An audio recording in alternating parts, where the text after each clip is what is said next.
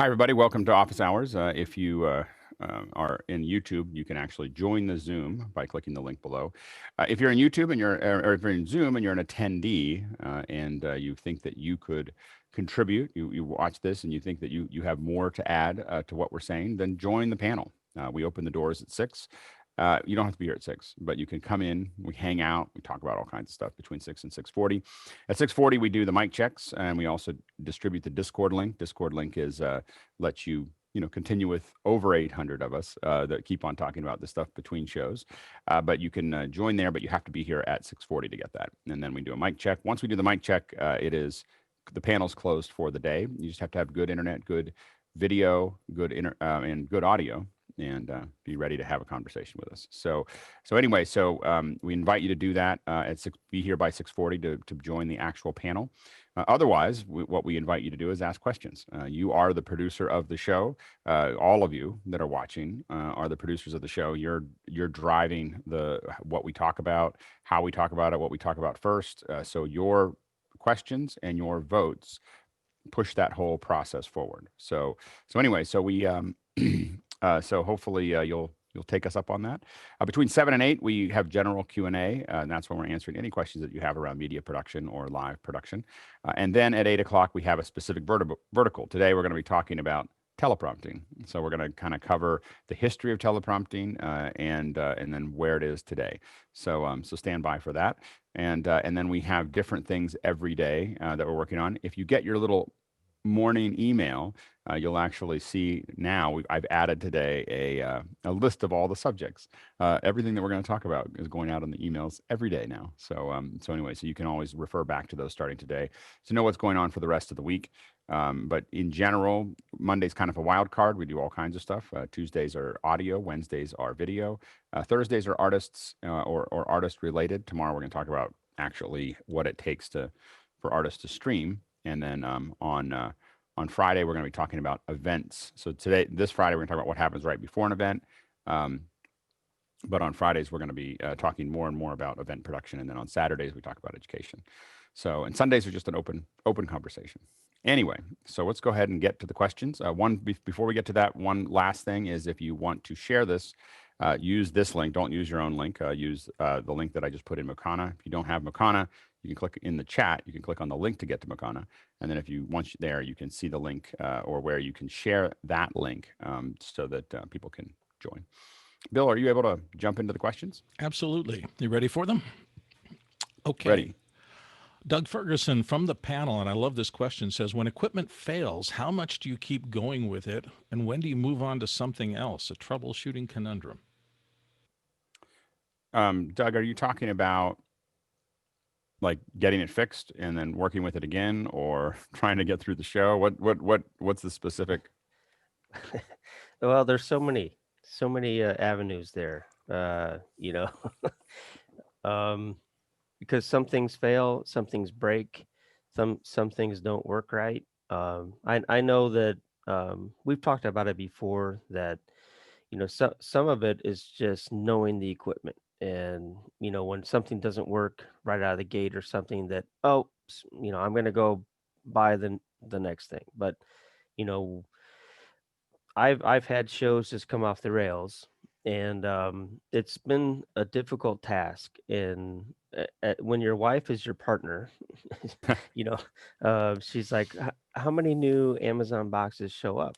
And I'm like, well, I'm not buying them because I want to. I'm buying them because I'm fixing a problem. But Right. Sometimes I look at it like, do I just not know the equipment enough, or do things actually do I have the wrong stuff to get, the results I need? So I think a lot of this has to do with how resilient something needs to be, and also how fixed it is. If you have a very controlled environment, a studio, for instance, and you can tune everything to that point, you have a lot of room. You can experiment because things will work every day as long as something doesn't change dramatically. The hard part we get into is when we go to new locations. So 95% of my work is I show up somewhere new, and I have to load in, load out, put things together. I have different kinds of voltages and different setups and different inputs and different those types of things. And that's when I tend to want to keep my elbows in. I want to have simple hardware that doesn't think too hard. And that's why I tend to lean against software-based switchers and so on and so forth, because I don't want them to think about anything. I just want them to do the thing that I asked them to do. And it's more robust, and you don't have hard drives going bad or other things going on in the OS or updates or all those other things that happen. So I think that it really depends on where you're at. Also, the thing to think about for any show is redundancy. So on any major show, we generally have two of everything, that are there. So we're, we are able to go primary backup to most things, including patch panels on the back that we can just simply hard patch things to keep the show going. And that takes a lot of, things tend not to run off the rails, but you do have to practice how you're going to get from one to the other. And that can be either through routing or through, again, hard patching through that process for more mission critical work. And so, thinking about what is your backup, and sometimes the backup isn't as good as the primary, but it has to be able to get the show done, at its minimum level. As far as the big thing for us is that when something fails and we know why it failed, then we may come back to it. If we can't figure out why it's failing, usually that piece of hardware is something we won't use again. Like you'll find that with something goes wrong, what I'll say to everyone around me, whether it's if something went wrong, I always go, so what happened? Like, did we figure out why it did it? What I want to know is why. And if I know why it broke, then I feel more secure about either working around that or, repairing it. If it's something that's fundamentally a problem with the hardware, then I get rid of it. It's I don't know why it happened, that with hardware that has, I don't know why it happened, I get rid of it, because I can't, if it's constantly doing something random, I don't want to work with it. Go ahead, Jeffrey, and then George.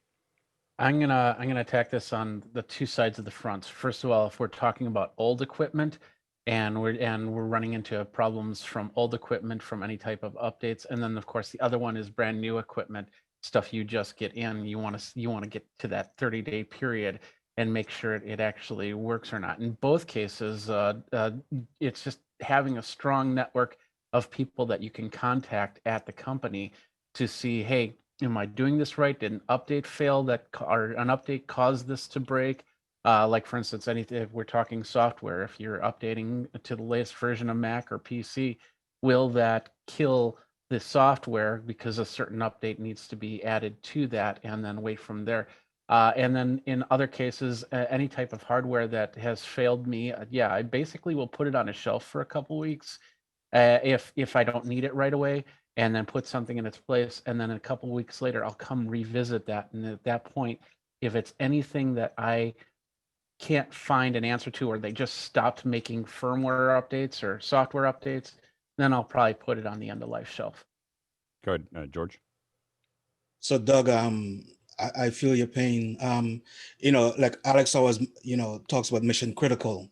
I have a job coming up next week, and it's somewhat stressing me out a little bit. It's not a big job, but it's me just taking a feed and pushing the Vimeo.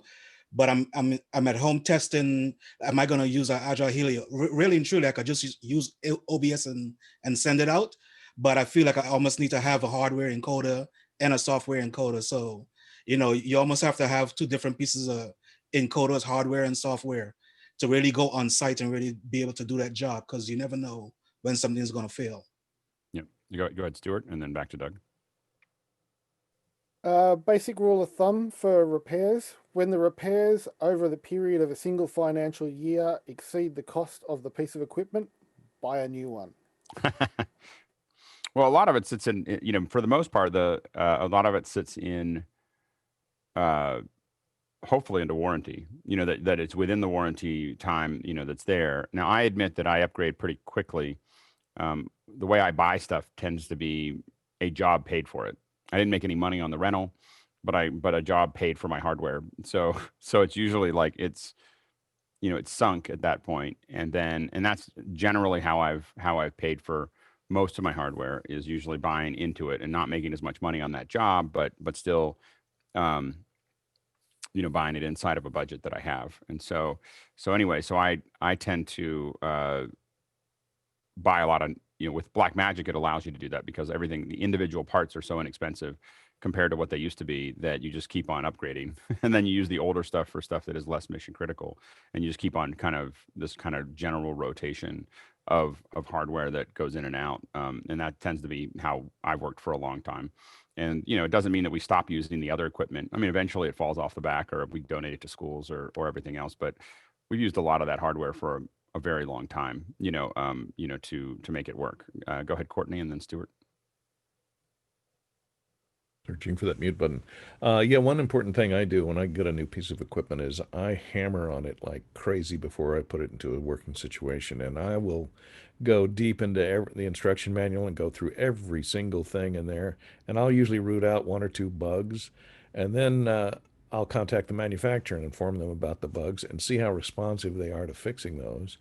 And if they're responsive to fixing those, I'll keep it around. If they don't seem to be interested in fixing bugs I've found, then I shelve it until they come up with a new version of firmware. But yeah, that does 2 things. It lets you know where the mines are in that particular piece of hardware to avoid.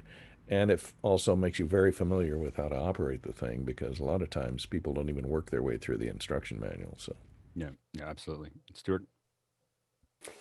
One of the things that weighs heavily on my decision of whether I'm buying pieces of gear or going secondhand or looking for a replacement is actually not so much the equipment, but the people selling it. Now, we've got Guy and Jason in the panel on a regular basis who are offering great customer service.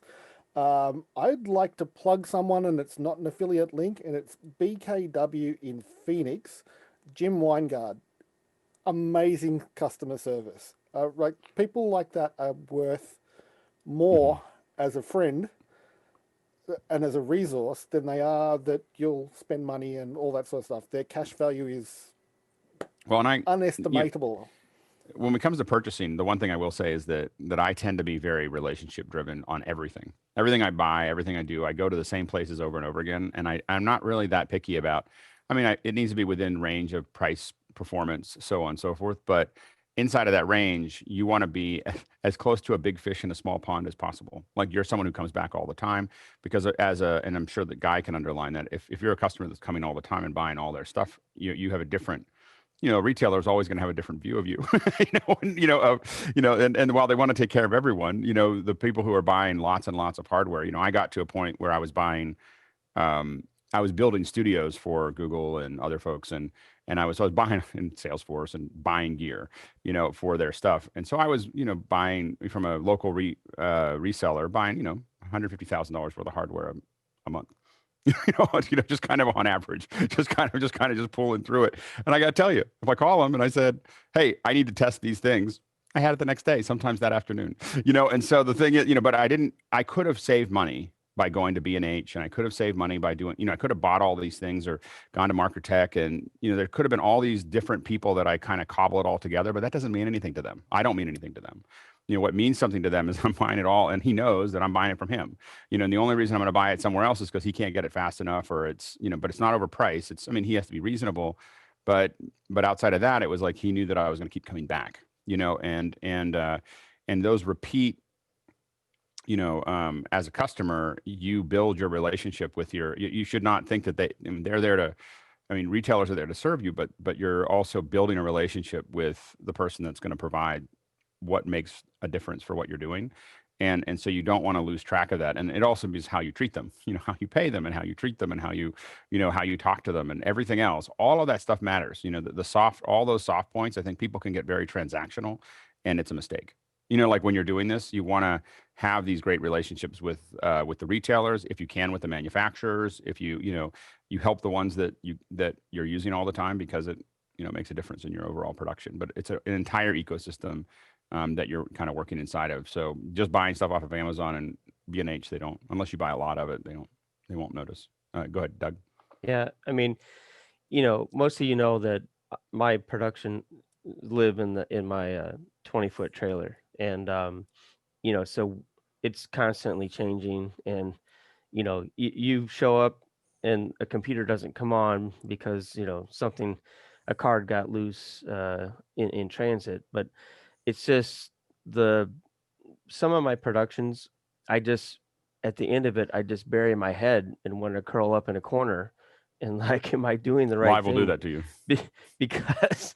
Because of, I have a lot of years of experience, but sometimes my butt just gets kicked, and it's like, and God love my wife. She is every part of the business, but she's not the technical person of our thing, and she relies on me when little boxes, and we have so many boxes, converters, that she's like, well, what's this box do? Like, so she's like, why do we need Right. so many, and why do we need all these cables? And Right. but it's just, sometimes it just gets so frustrating. And to the question, am I doing it correctly, or is it the actual gear that's the problem? So It's, there's a whole mixture. For me, things working or not working have to do with the right crew, the right gear, and enough time, like to set things up, and I think that those are big resources that, I tend to hire really skilled people to do what I do work on, because it just, they're handling their part and I'm not thinking about that part anymore, and the other side of that is that I do buy equipment. I don't, I'm not buying Grass Valley equipment. I'm buying a lot of Black Magic, a lot of, but and I pick the pieces of hardware that I think make the most sense in that pipeline. But I know it well, but I will say that the more software you put, the more software-based solutions that you put into your pipeline, the more things will go wrong. I started in software, just letting you know that the more that kind of thing, the more FPGAs and the more really low level stuff that you put in, you won't be able to do as many cool things, but it works. Like when it turns on, it does the thing. It's like the difference. Well, I'm not gonna. No, I was gonna do a gun reference. It probably shouldn't be appropriate, but it's just that there's some that work really well and aren't really particularly good at it, but they just always work when you turn them on. So you just want to kind of think about I really focus on basics of the event and how to add it very stably up, rather than all the whiz bang stuff that I could add, because most of that whiz bang stuff doesn't make a difference in the show, or doesn't make as much of a difference as it working. Go ahead, Jeff. Yeah, just simplify. Get the basics right first. Make sure those are solid and are going to work before you ask the gear to do things beyond that. And it gets into the wrestling reference that I use often is keeping your elbows in, because what you get into in wrestling, I was a wrestler. What you get into wrestling is someone gets you to put your arm out like this, and they throw you. Like once your arm's out, you're done. So you want to keep your elbows in, with productions, and you want to buy the equipment that allows you to constantly do that. You can do incredible things, but each step up should be like this, not like reaching out and asking the equipment to do. It's the very most complicated thing that equipment is. Everything that I do is trying to live inside of 40 to 60% capacity. My equipment, my people, everything is like, I don't want to live at 115%. That's how things fail, is that you figure out, how do I offer a solution where everything is running at about 40 to 60%, because then you have all that headroom to, solve problems, because that's what you need to do in live. Go ahead, Mickey. Yeah, off topic. Went through a Zoom storm and suddenly said reconnecting. Lost host. Oh, I'll give it back to you. All right, next question. Thank you. Jonas Dattel is working with 1080p 30 and needs to send the video from Studio 1 to Studio 2, and the two moderators need to talk to each other, so low latency is important. What should he choose? OBS, Ninja, SRT, RTMP, or something else? Well, the lowest latency is going to be some variant of WebRTC, to get between them. That's going to be your lowest latency. Your probably lowest latency with quality is probably SRT, but you're starting at about, people will talk about less than 500 milliseconds, but I haven't seen much below 500 milliseconds that is stable. So at least with SRT. And so I think that would be the thing to think about there. The WebRTC version, so Zoom is a variant of WebRTC. It's their own version of it. But Zoom is probably the lowest latency that we've seen in a consumer product. So over the open internet. So below Zoom, as far as Zoom, we find runs at about 200 to 240 milliseconds per leg. And that's about as low as we've seen it go. It's a little bit more than a telephone. It's about 150. At about 100 to 150 is LTN, and then at 25 to 50 is the switch. And so those are the kind of the latencies that, and you can get those. You start getting dedicated circuits between two studios, and you can definitely lower the latency a lot, to make that work. But you need a dedicated pipeline and fiber, and it's expensive. As far as consumer goes, we found that the lowest latency is Zoom between the two. And when we do room to room, it's 1080p and it looks pretty good. Like it's we've been pretty happy with the quality of Zoom, for those low latency conversations between stuff. I haven't seen a lot better that matches latency and quality. Zoom's a little soft. I mean, I would love a pro version that let us turn it up to 10 megs a second. Like, just have a pro broadcaster version to do exactly what you're doing. Like what you're hoping for is someone like Zoom to just let us, set it free. Because right now it's at 3.25, as I think it's about where it's living, is 3.25 megabits per second. And if they gave broadcasters or people willing to pay a little bit more for a studio connection, I think it would go well. But those would be I think that, SRT is the next one up. I wouldn't necessarily. OBS Ninja is WebRTC. What you give up with OBS Ninja, I don't think you get any more quality with OBS Ninja that you would get from Zoom. What you give up is, the camera tools that are in the app. You're dealing with the web page, the web browser on the far end, and then SRT, you're giving up latency. So that'd be mine. No one else is raising their hand, so we're just gonna keep going. Next question. Oh, go ahead, Mickey. Right, Mickey, go ahead. Yeah, I just have a question. Like, is it still for the typical broadcaster setups there in the US? Like, is it still standard to use POTS lines for audio return, just for Not really. monitoring sake, or? Yeah. So POTS line is a plain old telephone system. Is the POTS line, and that just your analog phone.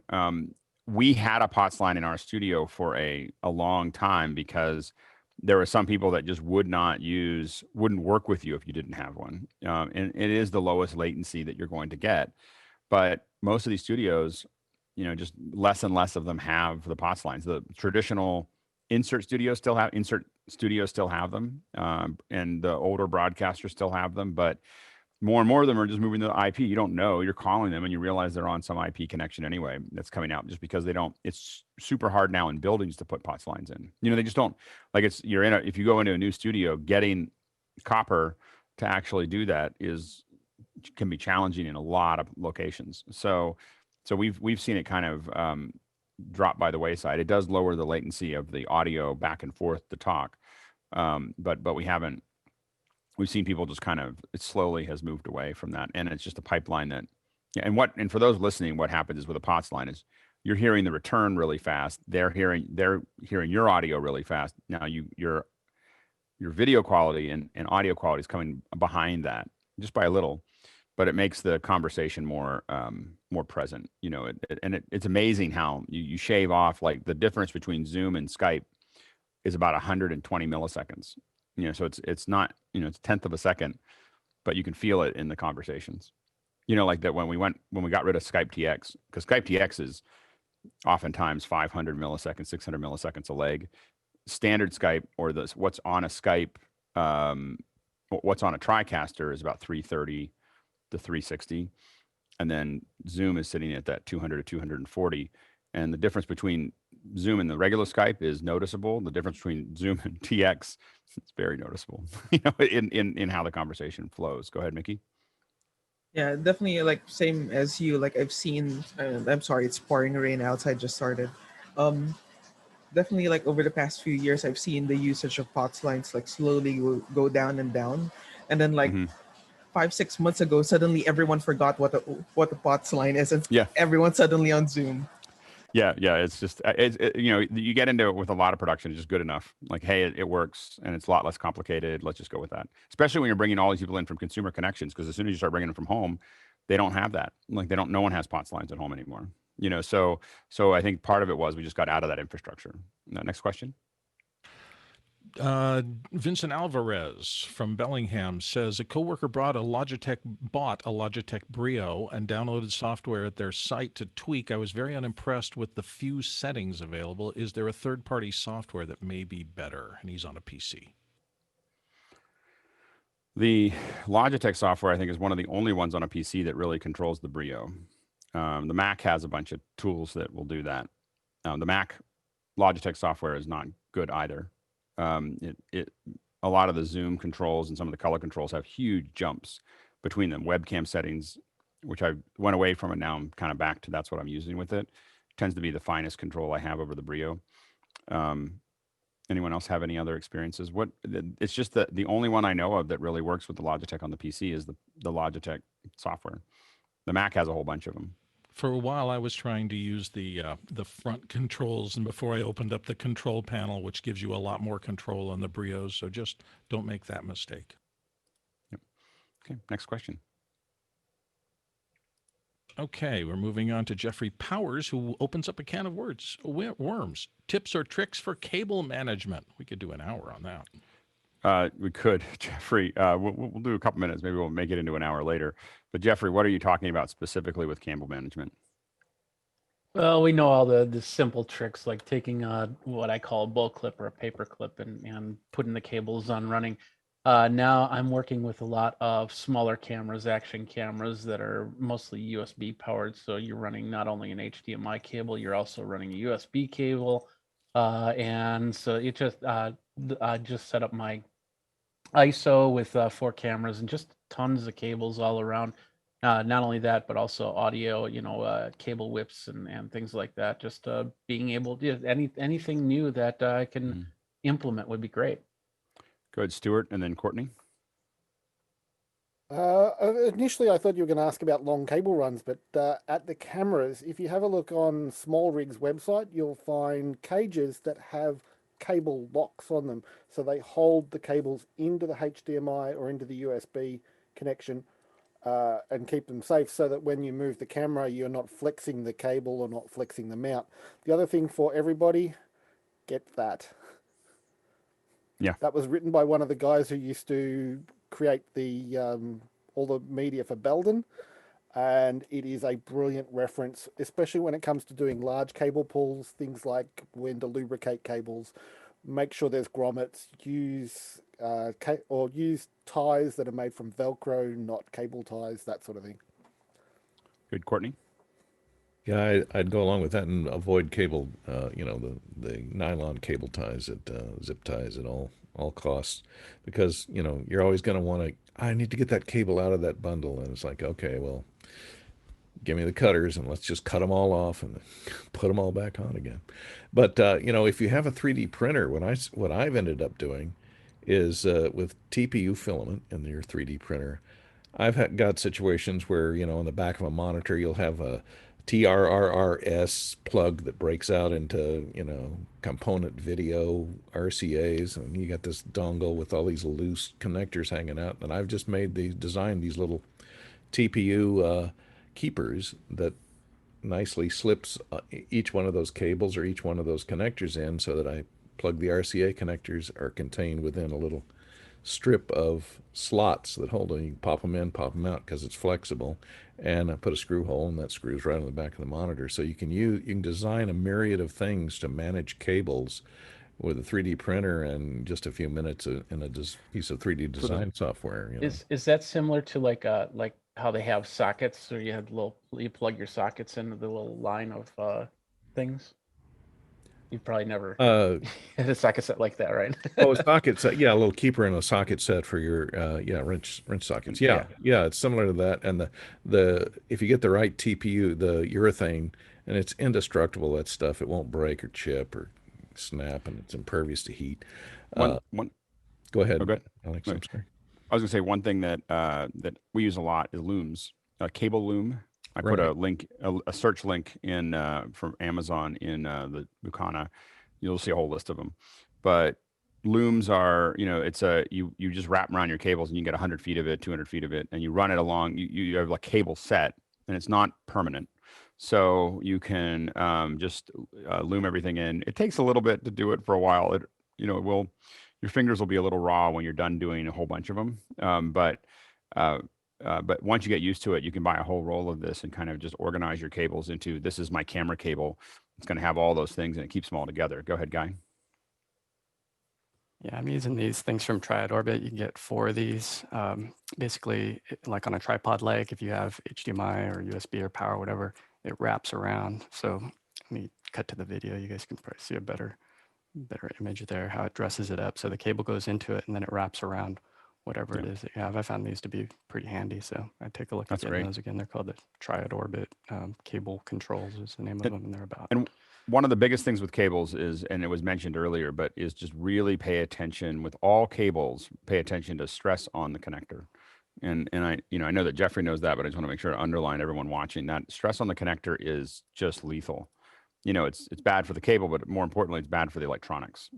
Like they you break that and it's a big deal to fix it in most of these newer, pieces. It's not something someone can unscrew. It's, everything's surface mounted and so on and so forth. So that's one of the reasons that we were talking about convenience panels on the back with throughs. When someone steps on a cable or grabs onto it, it rips out one of the throughs, but it doesn't rip out a connector in my actual router or whatever. So something to think about. Go ahead, Stuart. Just one word on the split looms and cable management systems there on the Amazon link. If anyone's running stuff outdoors, try to find something that's automotive grade, because it's designed to handle the heat of an engine bay or be exposed to weather, and it will last longer, and that saves you money. Go ahead, Mickey. Yeah, for a more like permanent setup, like for your studio, Jeffrey, like I know you have totally different rig for your drum setup there. Aside from running cables through walls, which makes things look neat, and having patch panels on the walls, you might also want to consider like a cable tray setup that's hung from the ceiling. This is more prevalent, I think, in the IT industry, but could definitely also be used in the entertainment industry. But of course, that's like a permanent thing. You have to put a tray that's hung from the ceiling. Yeah. Yeah, and you can, with all of these things, there's no cable that can't be made by Gepco or Clark Cable or whatever. They'll just make them for you, and you can have snakes made once you really know what you want. Next question. Diogo Nunez Pereira, and I apologize if I'm messing up your name. He's in Barcelona, Spain, asks, trying to adjust mic input levels in Zoom. Audio level slider keeps going down and locks at minimum. Any ideas? Yeah, go ahead, Mickey. Yeah, if you're using an interface that isn't compatible, whose drivers isn't compatible with adjusting the levels via software. A lot of interfaces are like that, wherein it's only manual controls. That's the way Zoom will react. It keeps the slider at the bottom, and your only adjustment would be at the physical controls on the interface itself. Jeff? Mickey got it. Okay, there you go. Next question. Hasmuk from the panel says, Shure mics. Yesterday, John Tatoulis sounded very acceptable with the Shure SM58. Thinking of mic for talent, I'm not letting anybody put my DPA 4066 on their head. For the language Zoom classes, I have 4 Shure PG48 and PG58s. What are your thoughts? Will they be adequate? Later we can upgrade. Go ahead, Mickey. And then Jeff. Yeah, I hate like raising my hand like one after another, but we don't hate that. I'm not familiar with these mics, like specifically the PG48 and PG58. I assume they're like more affordable versions of the 58. But one thing I would keep in mind with these mics is that your talent has to be right on top of it in terms of mic technique. Like they have to be aware of the placement of the mic in correlation to their mouths. So if they don't have that practice, I would avoid and maybe stick to a lav or a headset mic. I mean, that's primarily why I went to a headset mic, was mostly because I just want to be able to move around. I want to be able to grab over here. I want to do something. I don't want to be tied to a location. So that's the number one reason that I've used it, and it's been useful.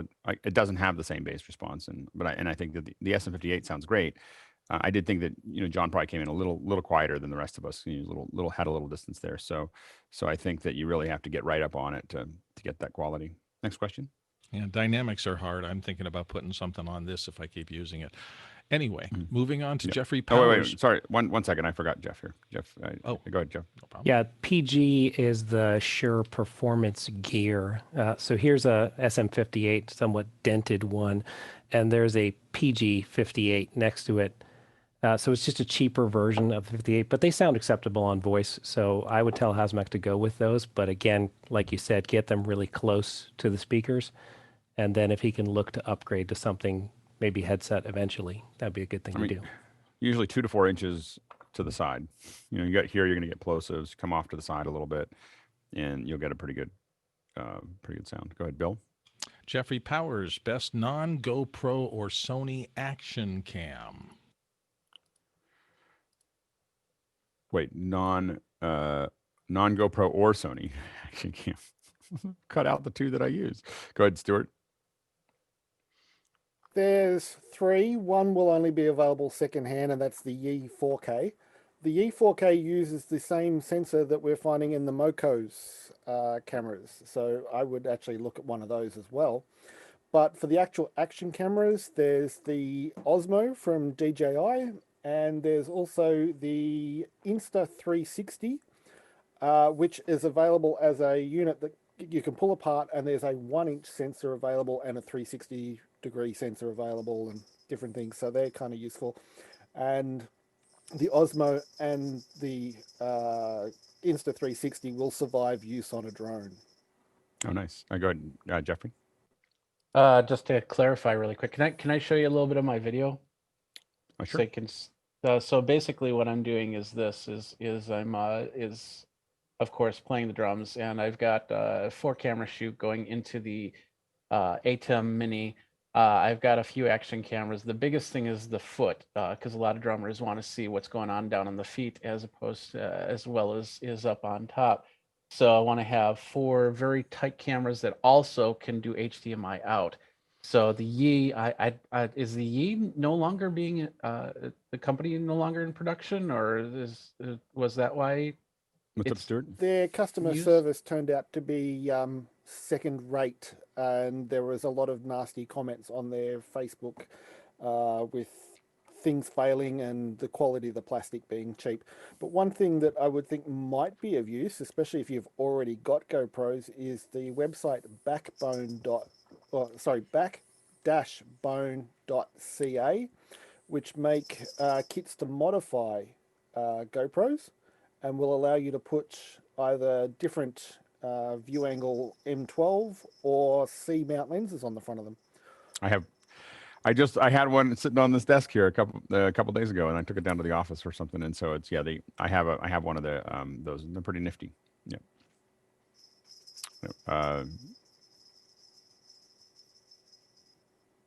And who's those the Backbone ones. Yeah. Yeah, so you can do all kinds of fun stuff with them. Yeah. All right, next question. Somebody named Mickey Macacor. I don't know how to pronounce. Oh, wait, it's Mickey from the panel. Says, do we know any explanation why Zoom's recordings are 25 frames per second? Any chance that Zoom's systems natively run at 25 frames per second internally? Are they all that way? So far, like with all the recordings I've done, they all come out at 25.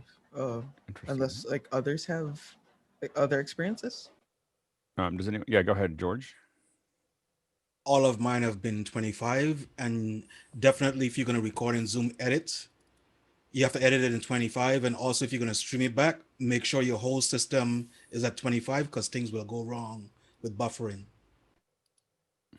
Interesting. I don't think I ever noticed that, but I've never really edited those records. I'm sure that it saves bandwidth.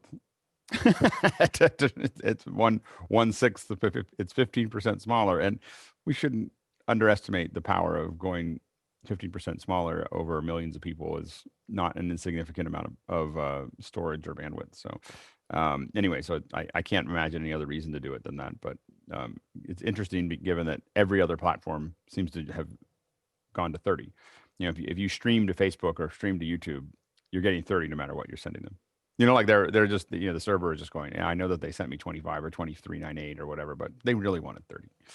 All right, next question. Hey, wait a second. I got to know, Mickey, is it Makachor? I just didn't, I've never heard your last name said.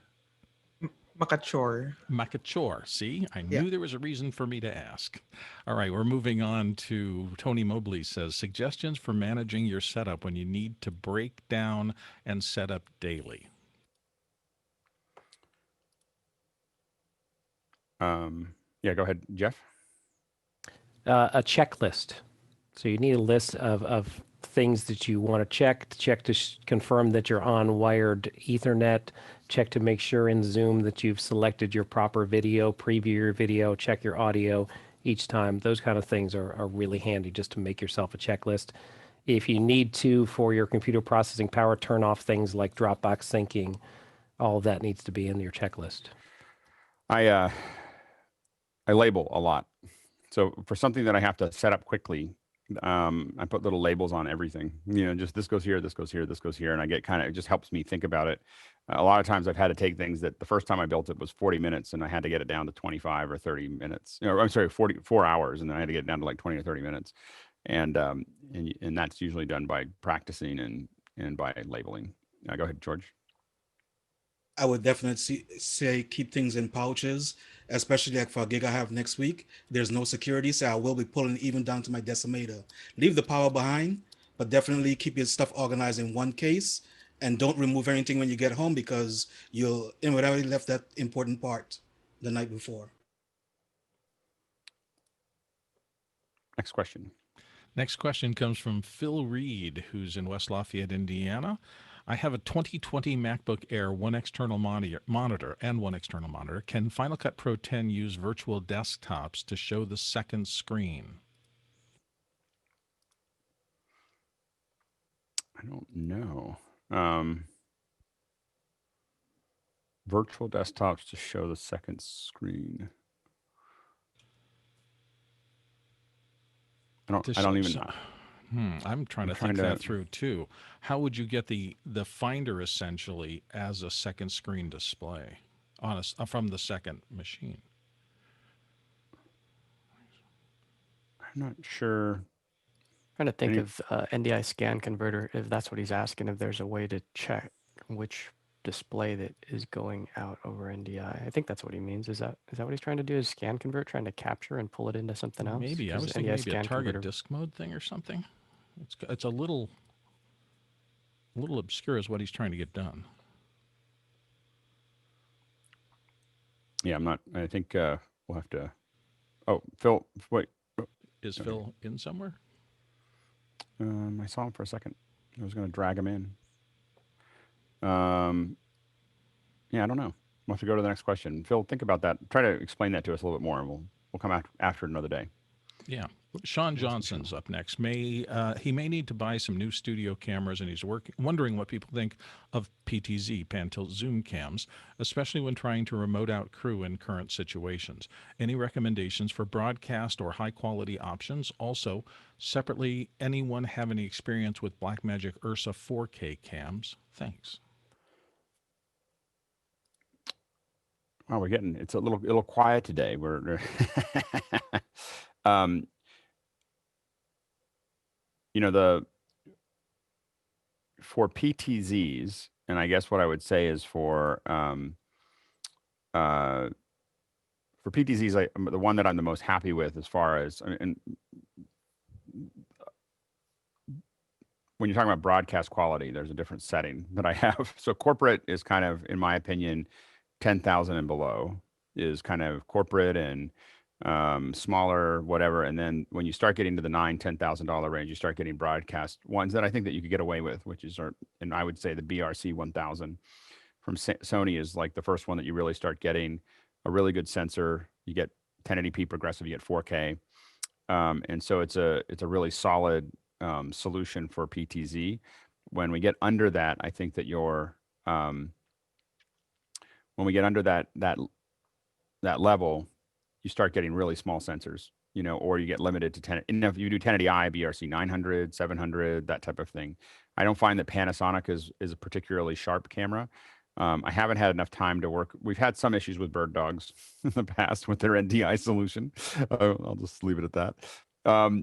So a bird dog has some that they're pretty excited about.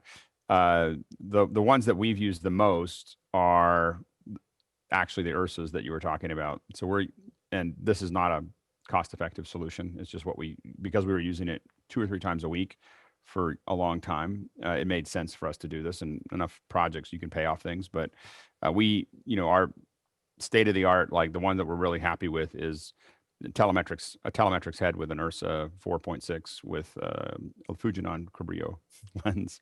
Works amazingly well, but it's really expensive. But that's, if you're asking for broadcast quality, or that's actually, in my opinion, higher than broadcast quality. Super 35 sensor, and it works really well. But I would go after that. What I built kits with are the BRC 1000s.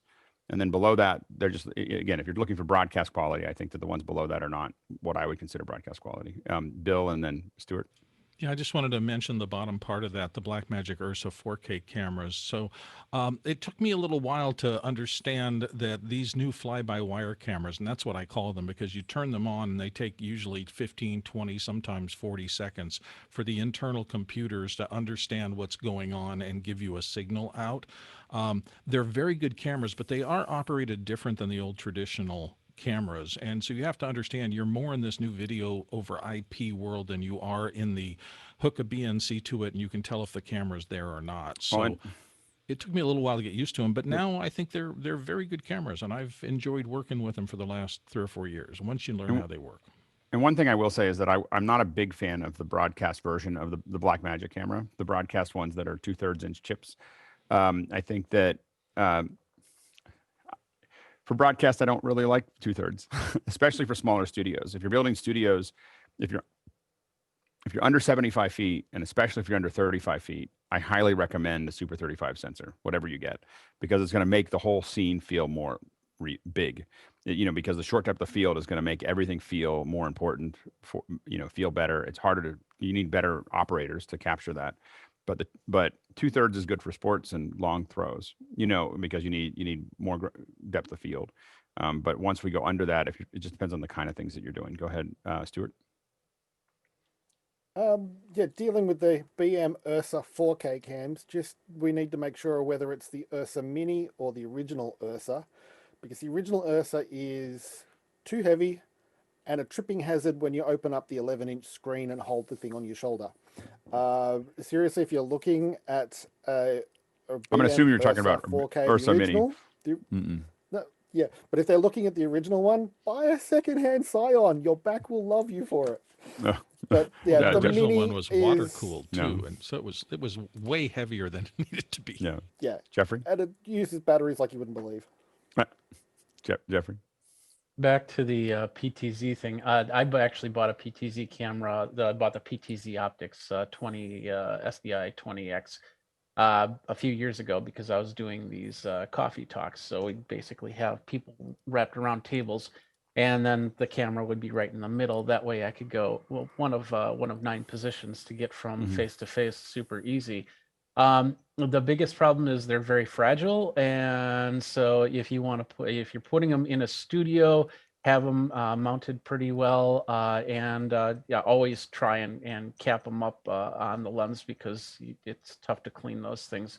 And then finally, if you decide the PTZ, the one problem with the PTZ optics, it does run the Panasonic sensor, I believe, and their color is just not as perfect as I'd like it to be. I'd like a little bit more control. But other than that, it's a lower end out of the group. Go ahead, Kev. Yeah, I've just put in the chat that Logitech do their own high performance PTZ system. Right, for you, and it's but that's USB based, right? Don't think it is. Hang on, I'm just gonna check. It's in the link. Specs are here as well. Go, John Edelson. Yeah, we've done both Lumens and VDO 360 pan tilt zoom cameras that have NDI out, and we've been happy with both of them. Great. All right, next question. Tony Mobley from the panel. What's the best solution for editing Zoom recordings? I think it's any editing package can do that. It's just a matter of conforming it to what you're going to deliver to, you know, and I would, with any kind of MP4, I would highly recommend conforming the footage to something that is intra-frame. So I would basically, if it was me, I would convert it to, you know, something like Apple ProRes or, you know, something in that. It depends on what platform you're on, but I would convert it to something so that it edits well. When you deal with highly compressed footage, the reason it's doing that is it's creating these really long groups of frames or GOPs, and it's just hard to cut in, you know, and you're going to end up with idiosyncrasies in that process. Now, if you bring it into something like Final Cut will do some of that for you. You know, but I came out of 3D, so we render a lot. So I'm very insensitive to the time it takes to render, and I really care about the amount of time it takes me to work. So usually what I want to do is put it into a format that I can easily work with. I'm quite fine with throwing it into compressor or throw it into something and having it convert while I'm having lunch or coffee or whatever, and then come back and start working on it, and it works fast. And while I'm there, I want it to work fast. I don't care about how long it takes to get it to that format. Go ahead, George. Like I said earlier, we've been doing a lot of Zoom ISOs, and it's been in Premiere Pro, so we haven't really had any issues. But just don't change the frame rate. You'll be fine. Well, in Premiere Pro anyway. Yep. So that couple options there. Next question. George Kennedy from the panel is back with, why is Google Chrome using so much in terms of CPU resources? This is a mystery to all of us, and we're not happy about it. Chrome is just a pig.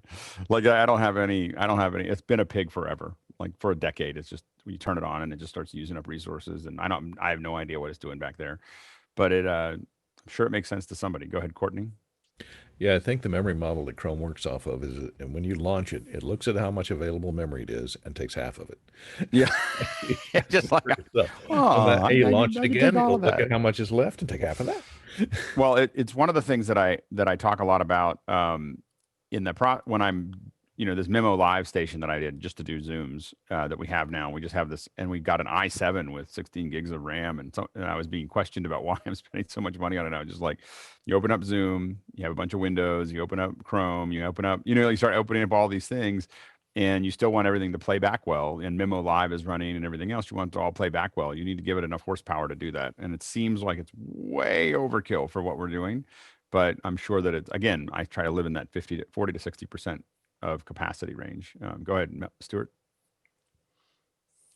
First thing to check is what scripts are running in the web page, because some web pages will use more background processing on your system, especially if it's websites where they share things where I can't actually say the name of the file extension they use to share them with. I'm an Aussie, we do pirating.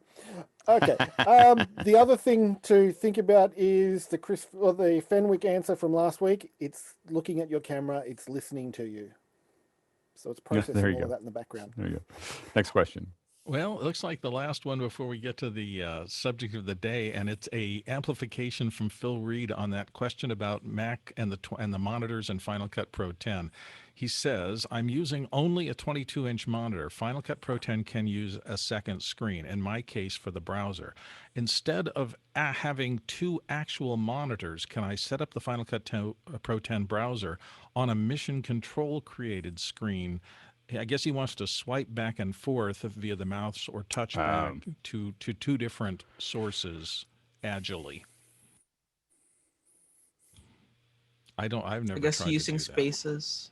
Yeah, using spaces, putting one window on one space and another on another. I don't think you can split apps across spaces. It's a good idea. Yeah, I don't think any of us have ever tried it. Yeah, no, I like where your mind is there, but I don't know if there's a solution in the world to do that. Can you explain that a little bit better? What he's trying to do? So the Mac has spaces, so you can put a bunch of things in one space and other things in another space, and you just swipe and you get from whole different looks, which I hate. I usually end up in it by accident. I actually drag something to the top and then I drop something in. I'm like, oh my gosh, and so I'm usually just swearing at spaces. But people use it. And Well, it's normally for like you're writing something about a spreadsheet, so you can go back and forth really easily between the two to write. But this is back and forth to the same app. That would be a yeah, little so I weird. think that generally, I think that Spaces is modal based on the app there. So I don't think it would. I don't think there's a way to get an app to share two different spaces just because of the nature of the software. Go ahead. Yeah, it would have to Jeffrey. load up the same app. It would have to load up Final Cut into two memory partitions and somehow have them talk to each other. And I can't really see that happening. Yeah, I think so. Go ahead, Jeffrey. Yeah, the only thing I can think of is what Guy suggested with the NDI. You could actually do studio monitor on one of the spaces, and then capture Yep. one screen to bring it to the other. If you want like a full size of what you're viewing or something like that, but then it's gonna have no control. I think at this point I would just get another monitor. Like I think that there would be. I think this would be. Trying to get this to work. I don't think there's an obvious way to do it. And I think the unobvious ways would be painful. So anyway, so we actually got to the end of the questions slightly. Oh, whoa, no, they're all teleprompter questions. People are ready for the teleprompting here. We have been talking about doing the teleprompting now for months. And so we're excited to and it intensified when Courtney showed up. So we were like, we really have to do this. And so it was on the top of my mind because I was working with Michelle, who's joined our little group here today. Hi, Michelle. Michelle is my go-to teleprompt operator for, I don't know, it's probably been 6 or 8 years. I don't do a ton of teleprompting, but when I do, I'm always like, "Where's Michelle?" We gotta get Michelle in here. So I thought I asked Michelle to come and talk about how she's doing what she's doing. But I wanted to start with how this all began. So how did we get the teleprompting? And Courtney, you're pretty integral to the beginning of this process, aren't you? I've been around, So now, if I understand correctly, you created the first commercially available teleprompter. Is that right? Well, no, let me correct you on that. The first commercially available teleprompter was in 1950, which was before I was, when I was. Okay. So what did you add to it? The first computer-based teleprompter up until I created CompuPrompt, which was based on an Atari 800. And and I actually went to my storeroom yesterday and found the sole surviving version of CompuPrompt and opened up the case and booted it up, and it still runs. Oh my goodness. I can't imagine that in today's disposable society. We can't imagine you'd be able to open up a computer and just have it actually run. So how did you get there? You weren't doing how involved were you with teleprompting before that? Only peripherally, in that I was a production sound mixer and doing a lot of commercials. And so on commercials, a lot of times you'll use a teleprompter. And it happened that I was working on I remember it well, 1981 or 81. I was working on a members only commercial with Anthony Geary. And we had an old mechanical teleprompter that had the paper-based scrolling paper. And before that, how did this work before? Like, you got to explain this to me. I can't even imagine. Like, we're using it on our iPad, and you're talking about paper under a camera. Yeah, even goes further back than that. It was paper. I don't know if you can share my screen. Let's see. I think you can. Yeah, you should be able to. Okay, let me get back to Zoom now that I've. Where's Zoom? I went full screen. Okay, share screen. Okay. Share. Okay, this is the. Let's see if you can see that. We can see it. This image on the right here, and I don't know if I can move these images. I don't know if there we go. This was the first beam splitter that Jess Oppenheimer, who was a sorry about that. Get that out of the way. Who was the producer of the I Love Lucy show. He came up with the beam splitter concept of using a beam splitter in front of the lens. Before that, a guy named Fred Barton and Jess Oppenheimer had a, let me find it here.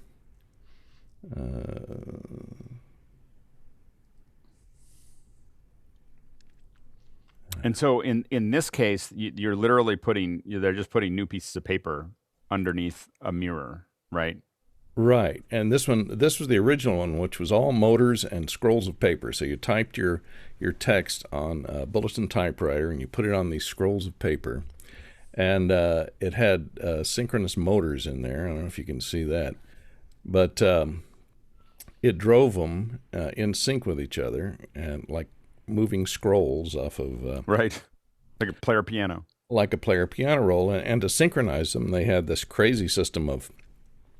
they eventually went to cell-syn motors, which are synchronized together, which is the same motors they used in sound mixing for locking together all the dubbers, so that the operator had a separate one that would scroll in sync. And if you had to make an editing change or cut something out, you had to take the paper roll off of every single one of these, take the scissors out, cut the paper off, splice it back together, tape it back together, feed it back on, and hope you cut out exactly the same amount of paper out of each one of them or they wouldn't stay in sync.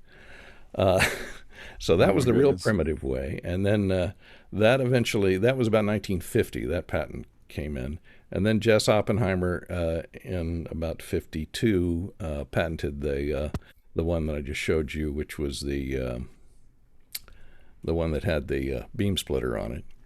So before that, it was underneath the camera? That paper was underneath the camera? Yeah, if you can see here on this is where the paper scroller thing is here. It's beside the camera, and they had one where it was also above the lens, where it sat above the lens. And somewhere I had somebody sent me this. Then they transitioned into the paper-based teleprompter, which was kind of a combination of, and this is the one that kind of what we were using, which has a belt and a video camera above it that points down. Now, this is what the operator's console looked like. And on the camera, there was just mounted a CRT monitor with a beam splitter on it. And so the output of this particular device here was fed into the video CRT monitor mounted on the camera. And that was the hybrid version. That was the kind we were using when I was working on this commercial. And so it was making a lot of noise because the paper was rattling, and you hear the motor. So this all started with the fact that you were like, "This is screwing up my whole thing. We got to make this quieter." It was messing with the sound, and previously I had been programming on the Atari computer, so I've been writing software for the Atari, and I had developed a couple of graphics programs for that, and so I knew programming pretty well, and I got the prompter operator, and I said, "Did you guys have a computer-based version?" "Oh, no." He said, "The computer is far too slow to do anything like this." And I went, And so I went to work and came up with CompuPrompt, which was the first computer-based teleprompter that did variable speed, smooth scrolling, and it kind of revolutionized the prompting business because these setups were about $12,000 to $15,000. Right. And my system ran on about $800 worth of hardware and my software. So we could sell them for $6,000 or $7,000 a pop, and let me see if I have a picture of a ProPrompt. Let's see, no. Oh, wait, here. Let me see if I can get to my video. That's the case that it came in. All right, this is a demo. And this is the CompuPrompt. That's the CompuPrompt system. The first computerized teleprompting system. Unfortunately, you hear me narrating. It opened up. Here, I'll just freeze it here, and you can see. So there was the Atari 800, and that's the camera mount monitor that's on the right over here, which has the image scan reversed. We had to reverse the scan, and we overscanned so that you see these indicators on the operator's monitor. There was a timer over here, and there was a line counter and a variable position pointer on the bottom here, and a hand controller to let you hand control it. And the whole thing fit that case that I showed you originally. That opens up into this console. Came in a case that was closed up, and then when you open it up, you put the tray on top and lock the two together. And it ran on an Atari 800 computer. And did it? And how quickly did it expand? Like, was it something that you had to really sell people on, or did people get pretty excited pretty quickly? They got really excited pretty quickly because Let me just go back to Zoom here. Sorry. Let me unshare my screen. Let me find Zoom. There we go. Oh, thank you. Thanks for that. Yeah, I don't have the switcher hooked up. I should have done that.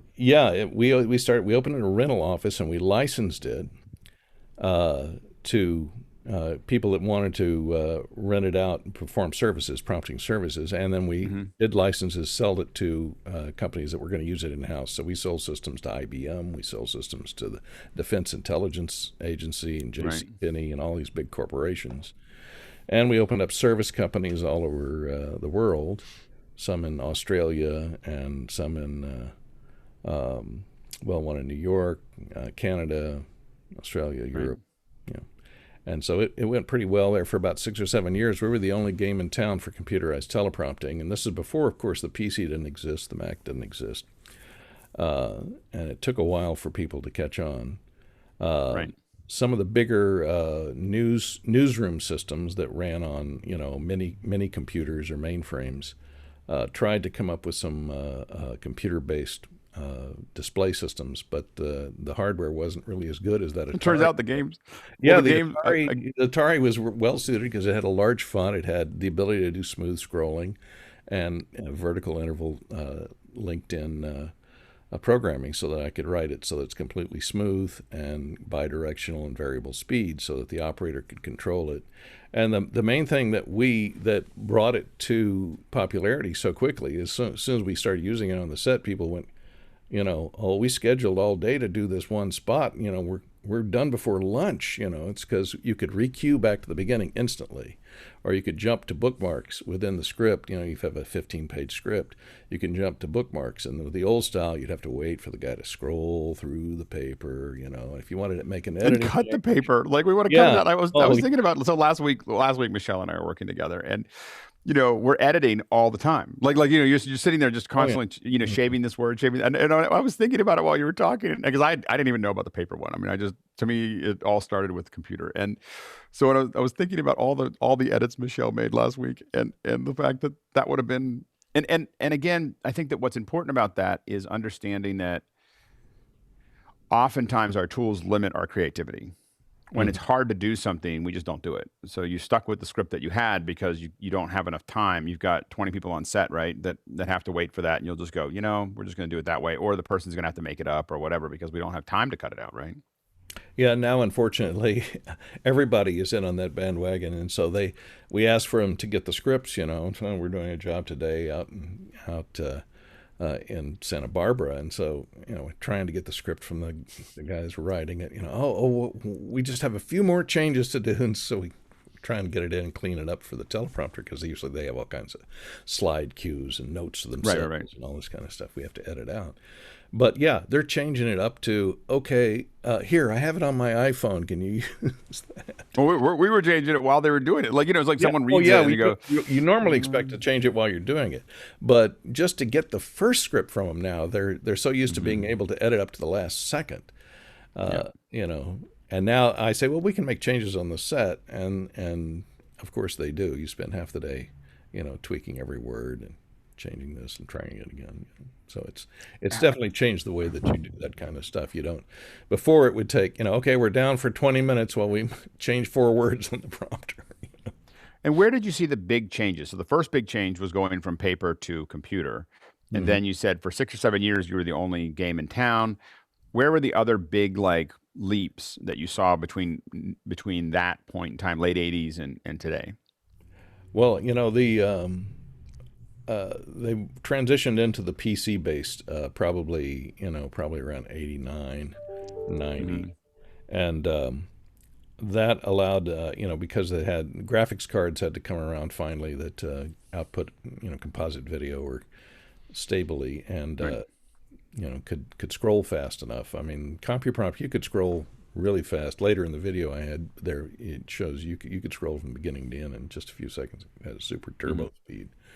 When the PCs progressed to the point where the graphics could handle it, then you found systems expand to newsroom systems. And even up into the 90s, they were still using the old mid 90s, maybe even late 90s, they were still using newsrooms were still using the old paper-based belt type system I showed you. Yeah, we had a comment that Vincent Alvarez said that they were using paper teleprompters at CNN Los Angeles until about 1999 or 2000. Yeah, because, well, the thing is with the computer-based system, the early ones like mine and most of the other early ones that came after mine was that you can only see what's on the screen. So in news, it's changing all the time. Pull story number 5. The video didn't get here in time. Got to pull that. But if you're on the air in a live show, you don't. This is before networking and multitasking. With my software, so you couldn't. Once you started scrolling, you couldn't make any editing changes while you're on the air, obviously. Right. And so with a paper prompter, the guy could just reach down on the belt and yank the piece of paper off the belt and stick and pull the next piece of paper up. And so that allowed them to edit at the last second. As long as it wasn't underneath that little video camera, you could make all the changes by removing a piece of paper and putting another one in. So that's why newsroom systems, until they got networked to the point where the prompter is pulling the text off of a common file somewhere that's available on the network and formatting it for the prompter and slotting it in as you scroll. They really had to stay with the paper system just for last minute changes. Absolutely. And then I'll come to you, Jeffrey, in a second. Go ahead real quick, Jeffrey. And then I'm just curious because you see like Saturday Night Live and you see Late Night and they use all the card systems. I thought that the reason why they had to use the card systems was because of the union. Did you get like a lot of issues when, or is it all unionized now, or how does that part work? It is unionized now. It wasn't then, since there were eventually the teleprompter, the mechanical teleprompters were in local 728, which was the lighting union, because it was considered a queuing device, because they classified it as a queue light, was usually handled by the electrician. They put a queue light behind a flat, so they turn on the queue light to queue somebody to come through a door. So they said, well, it's a queuing device. Oh, okay, well, that's electricians. So it was in 728 for a long time, and if it were union, but and then it eventually moved to 871, which is I-871, which is script supervisors local.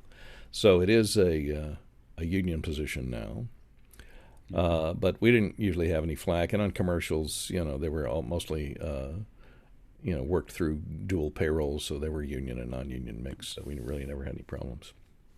now, Michelle, I'm going to introduce you to everybody. So how long have you been doing teleprompting? Since 2012, so about like 8 years now. Okay, and how did you get into it? So I used to work at Apple as a Genius technician. And I had a customer come in who needed help, and he was a teleprompter operator. So I kind of schmoozed it up with him. Then I started doing it on the side. And then eventually I left Apple to do teleprompting. Yeah. That's great. And you were, so we must have met right when you were getting started. So I think that, yeah, that might have been. That's hilarious. Yeah. What is who are your typical clients? Oh God. Not exactly who, but the type of clients. It's everything. It's like politics, it's commercials, it's film and TV, it's corporate, it's all across the board. Yeah. I work on television shows, narratives.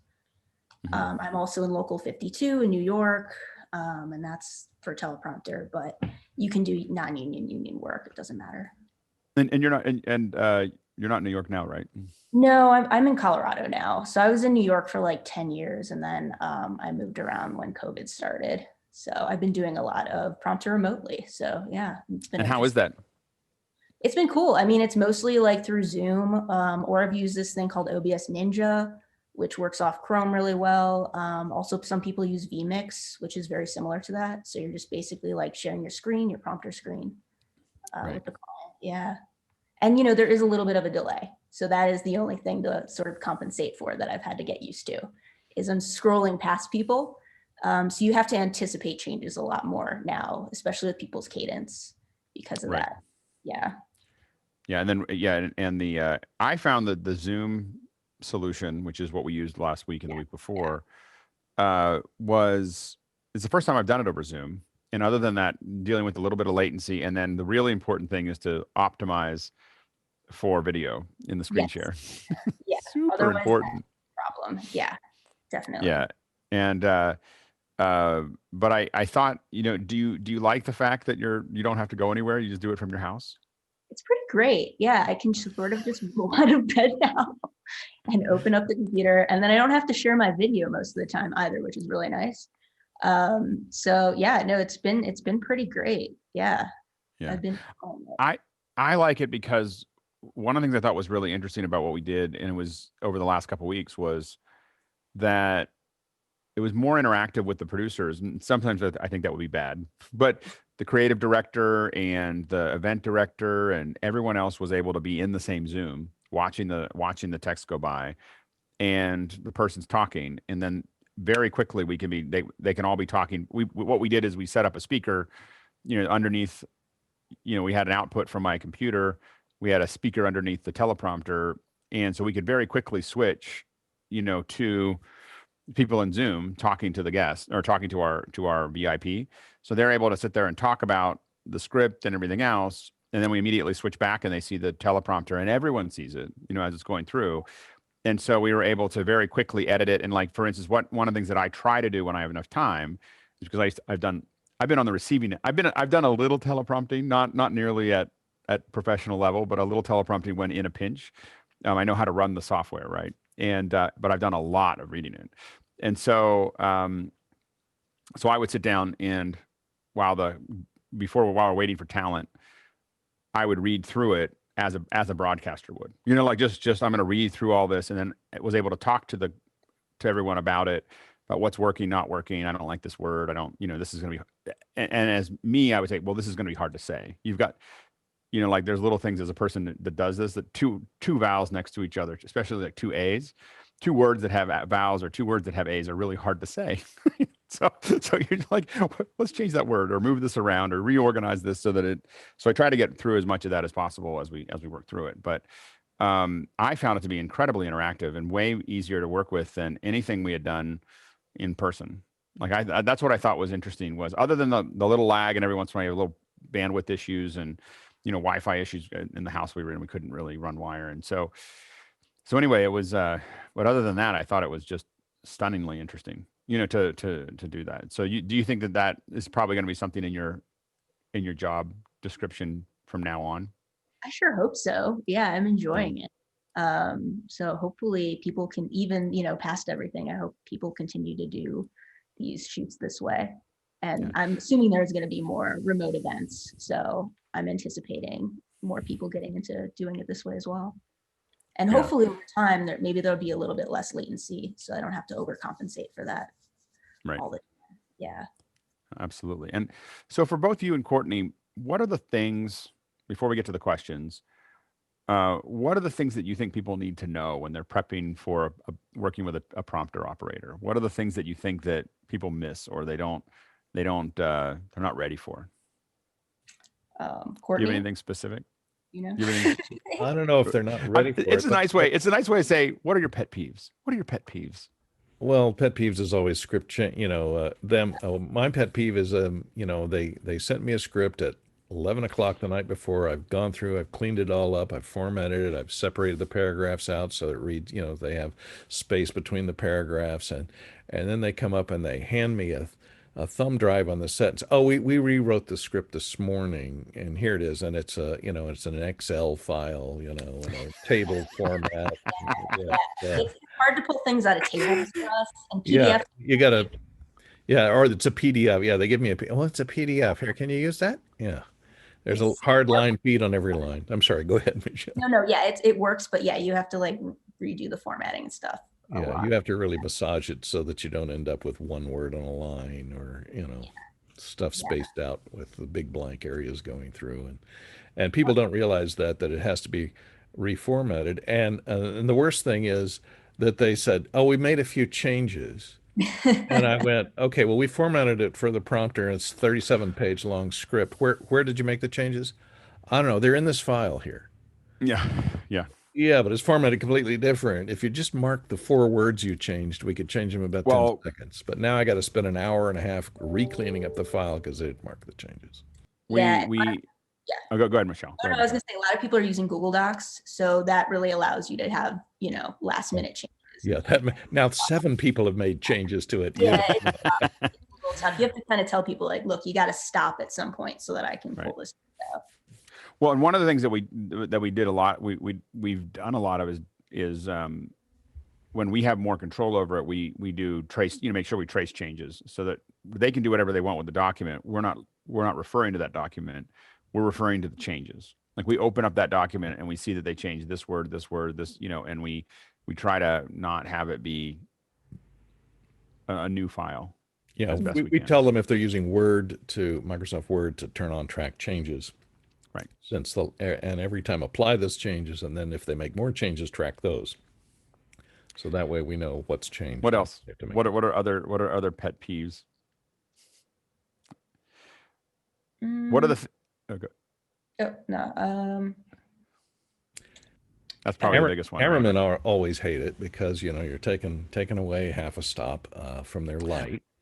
And, yeah. And they say, well, how big a teleprompter do you have? Don't you? I said, well, 15 inches are biggest one. They go, oh, don't you have anything bigger? No, you don't want anything bigger. Well, so it's funny. There's 2 reasons why not, and you can explain to me. I know you're a fan of the big. Not for teleprompter, not for reading. Right, not for reading teleprompter, and that's the point. Is that if you're reading and you want eye contact in the lens, especially with today's lenses, which are much smaller in diameter, 52 millimeter versus the old video lenses, which were the size of a pie plate. To look in the center of the lens and you've got a 21-inch monitor, their eyes are going to be going back and forth and back and forth, and you'll see it. And of course, because you've got a piece of glass at 45 degrees, the bigger the monitor, to get the whole monitor reflected in the glass, that glass has to be huge. And now that's sitting on the front of the camera. It's blocking all the light off the actor if they're close to the actor, and to get it from vignetting to getting in the shot, it has to be huge. So you get a lot of complaints from cameramen about that, and the weight. And we have to balance it out. So if it's on a head, it doesn't really add any. It's completely balanced, so it's not front heavy or back heavy, and so they complain about that. They also have teleprompters, the last thing that gets set up on set. So they always expect you to be like ready right away when you've just set everything up and you're just hoping it all turns on and works. So there's always like that little bit of stress right before a video shoot. Yeah. I find in episodic television, if you're using a teleprompter, they, you get to the set and the first thing they do before anybody's in costume or makeup or anything, everybody gets together on the set and they do a run through of the scene, so everybody knows, a marking rehearsal. But the teleprompter, because the actors haven't memorized their lines, has to be ready with all the prompters set up and where all the eye lines are going to be before you even set up the shot. You have to be in the rough area and ready to go before, right after the call time. Maybe if the call time's 9 o'clock, 9:01, you got to be ready to roll. Just to shoot. I have your nightmare here. Here, this is the largest this is the second largest teleprompter we've ever built. Hold on, I'll just. There's the. There it is. It's a big teleprompter, and it was. It makes putting it on the camera kind of tough. It was the camera. The whole camera operator fits right behind it. So that was our test build for it. But it was big prompter. And a little bit of an art project, but but in that case, we weren't obviously we weren't reading words. What we were doing there is what we use the teleprompters for, probably more than anything else. The reason I own so many of them was really about Interatron. So the Interatron process is taking that teleprompter. Errol Morris had this great idea of, I want to take this teleprompter. I'm going to give the director a teleprompter, and I'm going to give the individual a teleprompter, and let them watch each other a direct eye contact, which I think is great. Now, in those cases, while many people who do Interatron do 15-inch, I love big teleprompters for that. You can really see the person. Obviously, I like really big ones at times, but you really see that person and really can engage with them in a different way than looking off camera or up or down. So there's a lot of other reasons. He didn't invent the Interatron, he just named it. But we were doing that long before he named it and did those documentaries with it. But he's certainly made a good use out of it. We used it a lot for shooting babies. in the early days, back in CompuPrompt days in the 80s, we would put, since it was running on an Atari, we'd put a lot of colorful, animated cartoons and stuff up there to get the baby to look into the camera, and then we'd put the mother's face in there to talk to the baby, and they would really lock in on the lens to do, Pampers commercials and things like that. Oh my goodness! Like yeah, that's amazing. Yeah. Yeah. So I like larger teleprompters for that, but back to both of your points, 15 inches is exactly what I find that's a readable size. Do you guys pick certain kinds of fonts? I stick with Arial, which is just a Helvetica font, because it's the cleanest. You don't want a serif font because it gets hard to read the thinner staffs on some of the characters, and you want something that's bold enough to stand out. And of course, contrast. You realize you're going into a beam splitter, which is taken out. 70% of the light is going through to the camera lens, so you've only got a 30% reflective piece of glass in there. So your brightness of your monitor, and if you're outdoors, you need super high bright LCDs. And we used to use CRTs up until about 3 years ago for outdoors, because the LCDs just couldn't get enough brightness to, once you know how hard it is to see your laptop screen out in sunlight, and well, if sunlight's falling on the screen and you're losing 70% of its brightness in the mirror, it's really hard to see enough contrast between the white and the black letters. So I stick with Arial. I don't know what Michelle does. I do Arial too. Yeah. I think Arial and Helvetica, but mostly Arial. Yeah. And what software do you guys use to do this now? I'm Mac based, so I use Presentation Prompter. Yeah, I'm sorry. No, I've also used Highwire Prompter as well, but mostly Presentation Prompter. Go ahead. I've stuck with Telescript, who was on early. They actually were a competitor to me when I was producing. They came out with a one that ran on the Commodore 64. And the guy who wrote the Commodore versus the Atari. Yeah, it was Commodore versus the Atari. And the guy that wrote the Commodore version is Jim Stringer. And I got to be friends with him. And he came out with a PC version. He wrote a really nice, worked for Telescript at the time, out of New Jersey. And they made a pretty solid DOS-based teleprompter. And so we went with Telescript. And now we still use Telescript AV, which is written by the same guy. And it's been very solid.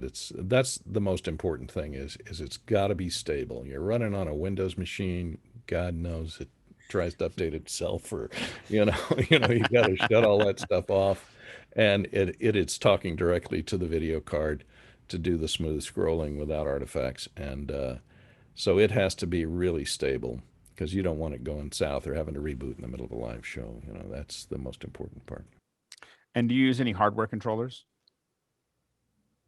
Yeah, almost all its software comes with either a USB or we still use serial port based controllers. It has a box with 4 or 5 buttons that let you, jump to the next, go back to the beginning, jump to the next bookmark, move around, and then a knob on the side that controls scrolling forward and backwards. And Michelle, do you use any? I used to use a PowerMate made by Griffin, but they stopped supporting it recently. I've also tried using this thing called Knob, kind of pricey though. But honestly, I've turned away from that, and I actually just use the trackpad now. You can control the movements with the cursor, so you can get a really nice smooth scroll doing that. So I've kind of started to go in that direction and not use peripherals anymore.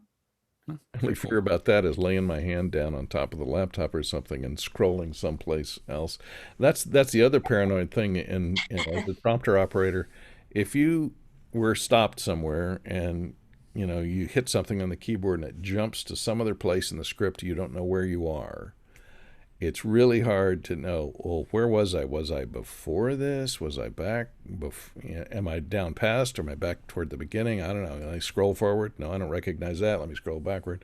So you got to make sure that you mark a bookmark or drop a memory position every time you stop, so that you can easily hit a key and go back to wherever you were in case you. It's kind of like climbing a cliff. You go as far as you. I always think about that when I think about saving versions. If someone asks, "How often do you save?" I go, "Well, I think about the cliff and how far I'm willing to fall." And so I just drop a pin. Yeah, because you're only seeing 4 or 5 lines of text in a 50-page script. It's real easy to get lost. No, absolutely. I'm going to ask. We got a bunch of questions rolling in, so we're going to go ahead and throw to the questions here. James Babbitt asks, in building a teleprompter, is a laptop a better solution than an iPad? Yeah, like having a monitor versus an iPad.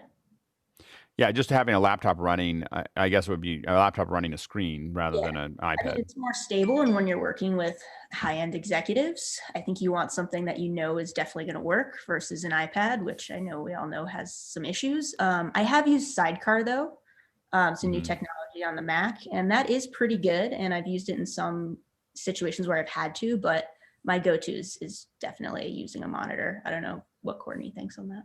Yeah, the iPad, when you go. Well, there's couple of problems with the iPad with iOS is that getting scripts, because of Apple's closed walled garden, getting scripts in and out, it has to go through email. And if you don't have an internet connection, then you got a problem. It doesn't have a file-based system, so an exposed file-based system, so it's hard to get a script in, convert it, edit it. And the newer iPad Pros have the keyboards so that you can operate them and a video out on them. But if you have the kind that has the iPad that's using that with reverse text as your prompter monitor, then if somebody wants to make a change, it's like, I think a lot of times that comes down to what your budget is and how much time you have and how important the person is that's doing the prompting. When you're doing it by yourself and you don't have a big budget and you have to, there's AI prompting now, there's all kinds of other things, and if you're by yourself and there's no other option, it works pretty well. Yeah, I think if you're running the scrolling yourself, iPad makes perfect sense. If you have to control it, you have to figure out a controller for it. Either use your iPhone with a companion app that controls the speed of the iPad, right? And then it's a little bit dicey, but that for YouTubers, that's the perfect solution because it's cheap and they probably have it anyway. But we'd run into corporate situations where we have our own prompter. Can you just send the operator over? And well, what is it? Well, it's an iPad prompter. Right, and I think it underestimates exactly what we were talking about earlier, which is the ability to edit, change, move, to all that stuff. And again, if you're by yourself and you don't have a lot of budget, you're not going to have an operator. Those kind of self-run make sense. If you're doing it with if you've got a 60-man crew standing by, union crew, paid money, $70 an hour, and you have to wait for let me get the script off the iPad and into my Mac, and let me edit it, and I got to email it to myself and then receive it. One corporate CEO with a multi-million-dollar salary could be burning $30,000 a minute, standing around waiting for you to mess with stuff. Yeah, true. Go ahead, Jeffrey, real quick. As a YouTuber, I actually did build my own teleprompter. I'm going to show it to you right now. It is basically an Amazon box on top of a Dell monitor. And the cool thing about the Dell monitors is you could take off the VESA mount stand, and all you had to do is do one click, and then all of a sudden you could tilt it back 90 degrees. And so I had that on there. I had the laptop on my desktop, and I had an HDMI cable with a DVI converter into here, and then I was controlling everything because of course this was slightly before iPad teleprompters and anything like that was out, so I was doing all the control right there. And then the last thing I'm going to mention about that was it was super hard to control the camera because any slight adjustment on that teleprompter, and then you had to sit there, go back and make sure you were still in frame, walk over and readjust, and that was a nightmare. That's why I switched to a big TV behind my camera. Yeah. How did you reverse the image into that Dell monitor? Did it have that is a Windows. The Windows at the time had a third-party program that actually did do the flip on the screen. And it would use only the external monitor and not your local monitor. It was a laptop, so it was a second monitor on the laptop. One of the keys is that for us is that the decimator, which I don't have right in my arm's reach here, but a decimator is this little $295 box that happens to have horizontal and vertical mirror, and most of us have them in backpacks to convert everything, and we just you drop one down and hit it. We actually had to build it. We have a host / teleprompter view of our question system, and we just built it into the software because it was just like, when we want to throw questions up, we had to be able to reverse them. But yeah, this little decimator, there it is. That's what we use, and we use it for it's like the Swiss Army knife for how do I fix things. HX, yeah. Yeah. Yeah, And it was so but they didn't normally. It didn't when it first came out. It didn't have image reverse. I talked to them at NAB and tried to convince them that would be a good thing, and they eventually put it in. Yeah. Next question is from James Babbitt. He said, "How would you build a DIY teleprompter? Maybe using a 3D printer." Jeffrey showed us one. You can make it out of an Amazon box. I have printed many. We print little ones that attach to Lilliput. Lilliput has a side 1/4-20 and a back 1/4-20, and we print ones with slots, and then you just order a little piece of glass, and it'll all pack up into your backpack, and you can pull it out and put it on that little monitor. That's been the easiest one. I'll see if when we're answering another question, try to find. We built a bigger one for webcams that I'll try to find a picture of. I think I've shown it in the past. Sky Gleason says, because of Pastor is now in the building and has to wear a mask that fogs up his glasses, what would be a big screen and Windows computer option for a teleprompter solution? PowerPoint with a clicker? I don't know if Sky's here. I think that. Go ahead, Kev. I think the pastor should just clean his glasses and put some anti-fogging spray on them. Because if he can't see, the size of the screen is irrelevant. Yeah, I think that might be the case. I think finding a way, or contacts. But I think that I deal with the fogging a lot with the current mask situation, and I just have to figure out a way. I've learned to breathe in a certain way that doesn't drives me push it. It's a little crazy. Doug Johnson said, "What are some better software solutions for prompting?" And we talked about this a little bit already. You said you're using Telescript on the PC, Courtney. Is that right? Yeah, they have several different levels. They're professional. The Telescript AV is around a $3,000 piece of software, so that's more for professional. And you need that if you're doing, on-air network stuff or something where you need reliability. But they do make versions that cost us $300 or $400, and of course online now you can get apps for free, but they're about worth what you pay for them. Right. Go ahead. And Michelle, can you remind us what you use again? Is Presentation Prompter Pro? No. No, just Presentation Prompter. It's Mac based. I love it. Yeah. Todd Harder said, "I've been using Teleprompt Plus 3 for years on the iPad and iPhone. Is there a recommended iOS app?" But we've kind of talked through that. That's probably the best. Yeah. Yeah, that's probably the best one. Sean Johnson said, "What are people using to operating?" I think we remotely. So we talk a little bit more about the different ones that you use, Michelle, for that. So you're using Zoom. I've done Google Meet. With Google Meet, I have to use OBS. And so I capture the prompter frame in OBS, and then I use it as a virtual camera. I've had clients that are using vMix, and all I have to do is share my screen. I've used OBS Ninja, which is very similar to that. You're basically just I capture my secondary display, and then I can send the URL to a client, and then they can open it up. And that's probably I've noticed the lowest latency way to do it.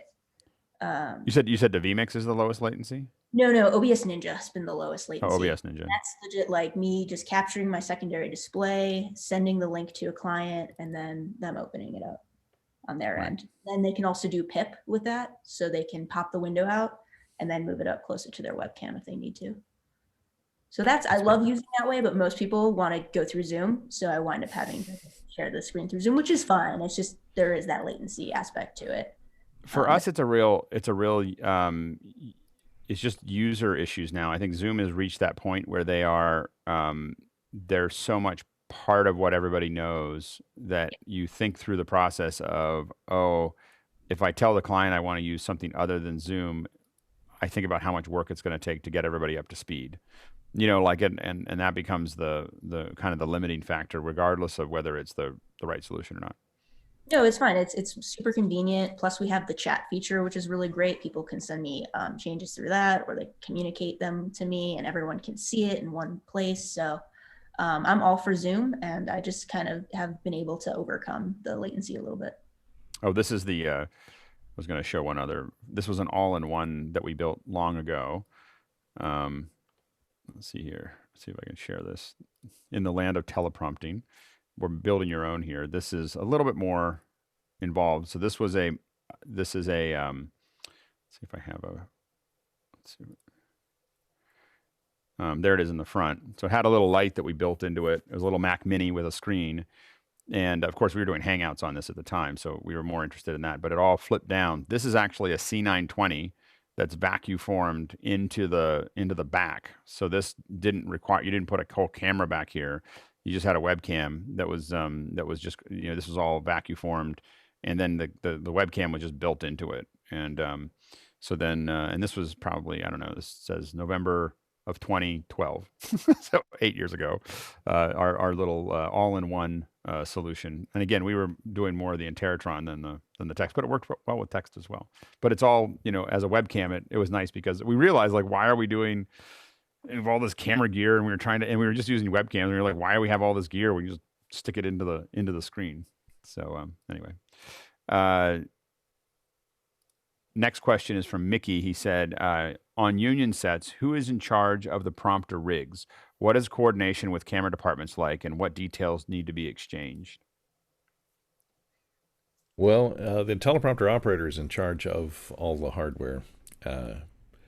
So it's usually a one-person crew. So you have to deal with the camera. So usually you touch base with the camera assistant. You see what kind of head they have, and you know, you look at your camera mount and how it's going to interface to the head. Find out if they're going to be in a dolly or they're going to be on a tripod. And the problem with a large prompter with a large camera, if they have a tripod and, you know, just a spreader, you got to tell them, well, now your camera's going to weigh about, you know, 170 pounds.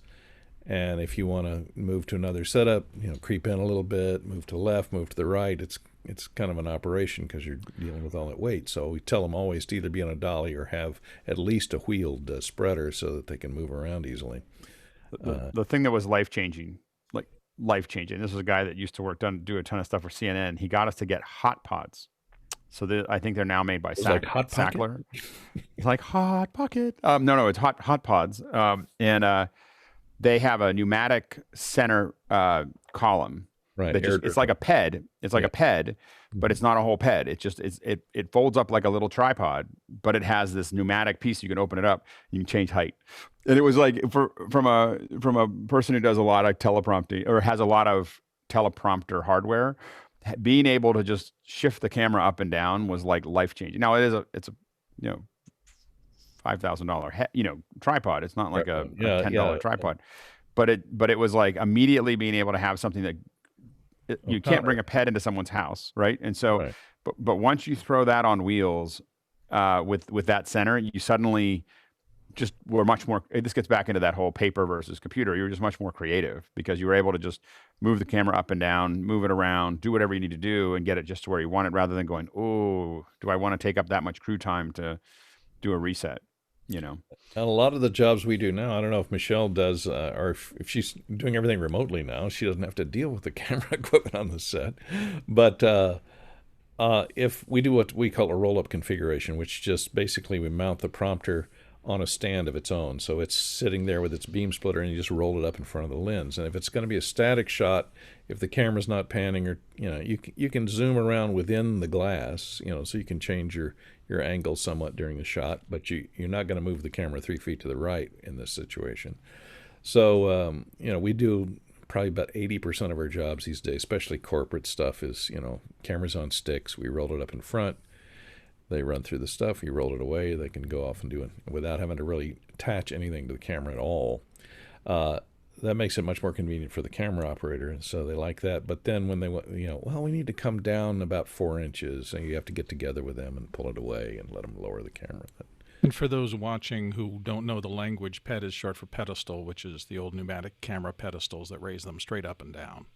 So if you need to look it up, it's pedestal. Right. Yeah, the O'Connor had that hydroped. It was quite a beast. It had you had to pump it up, and it had oil reservoirs in it. And it would, and you got to be careful.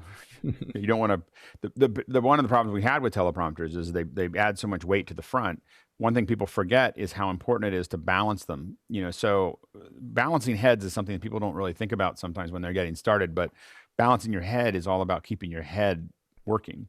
Because if you're sitting there breaking it all the time, if you have something that, so we always, you set it up, you loosen your head completely, and then you start moving it back until it wants to just sit where it's at. And even if you're, and then you pay attention, those weights are not, can it ever handle it? Yeah, it can handle it. When it says it can handle 35 pounds and you put 65 pounds on it, it'll do it the first time. It's just that it cuts your tripod head lifespan in half every time you do that. So it's just, and then it just starts to bleed. Michelle, do you use the roll up more often or the on camera when you're on set? I'd say 90% of the time we're rolling up. It's very rare that I'm actually attaching it. And I've also switched over to aluminum monitors. So I do try to take off a lot of the excess weight that sometimes the teleprompter cause. And what hardware do you use? I use Telescript fold and goes, and then I've kind of swapped out monitors on all of them just to make it more lightweight. Right. And what monitors what monitors you swap in? You said the aluminum? Yeah, I had them made custom in China. So we probably went to the same supplier. That way, to be honest.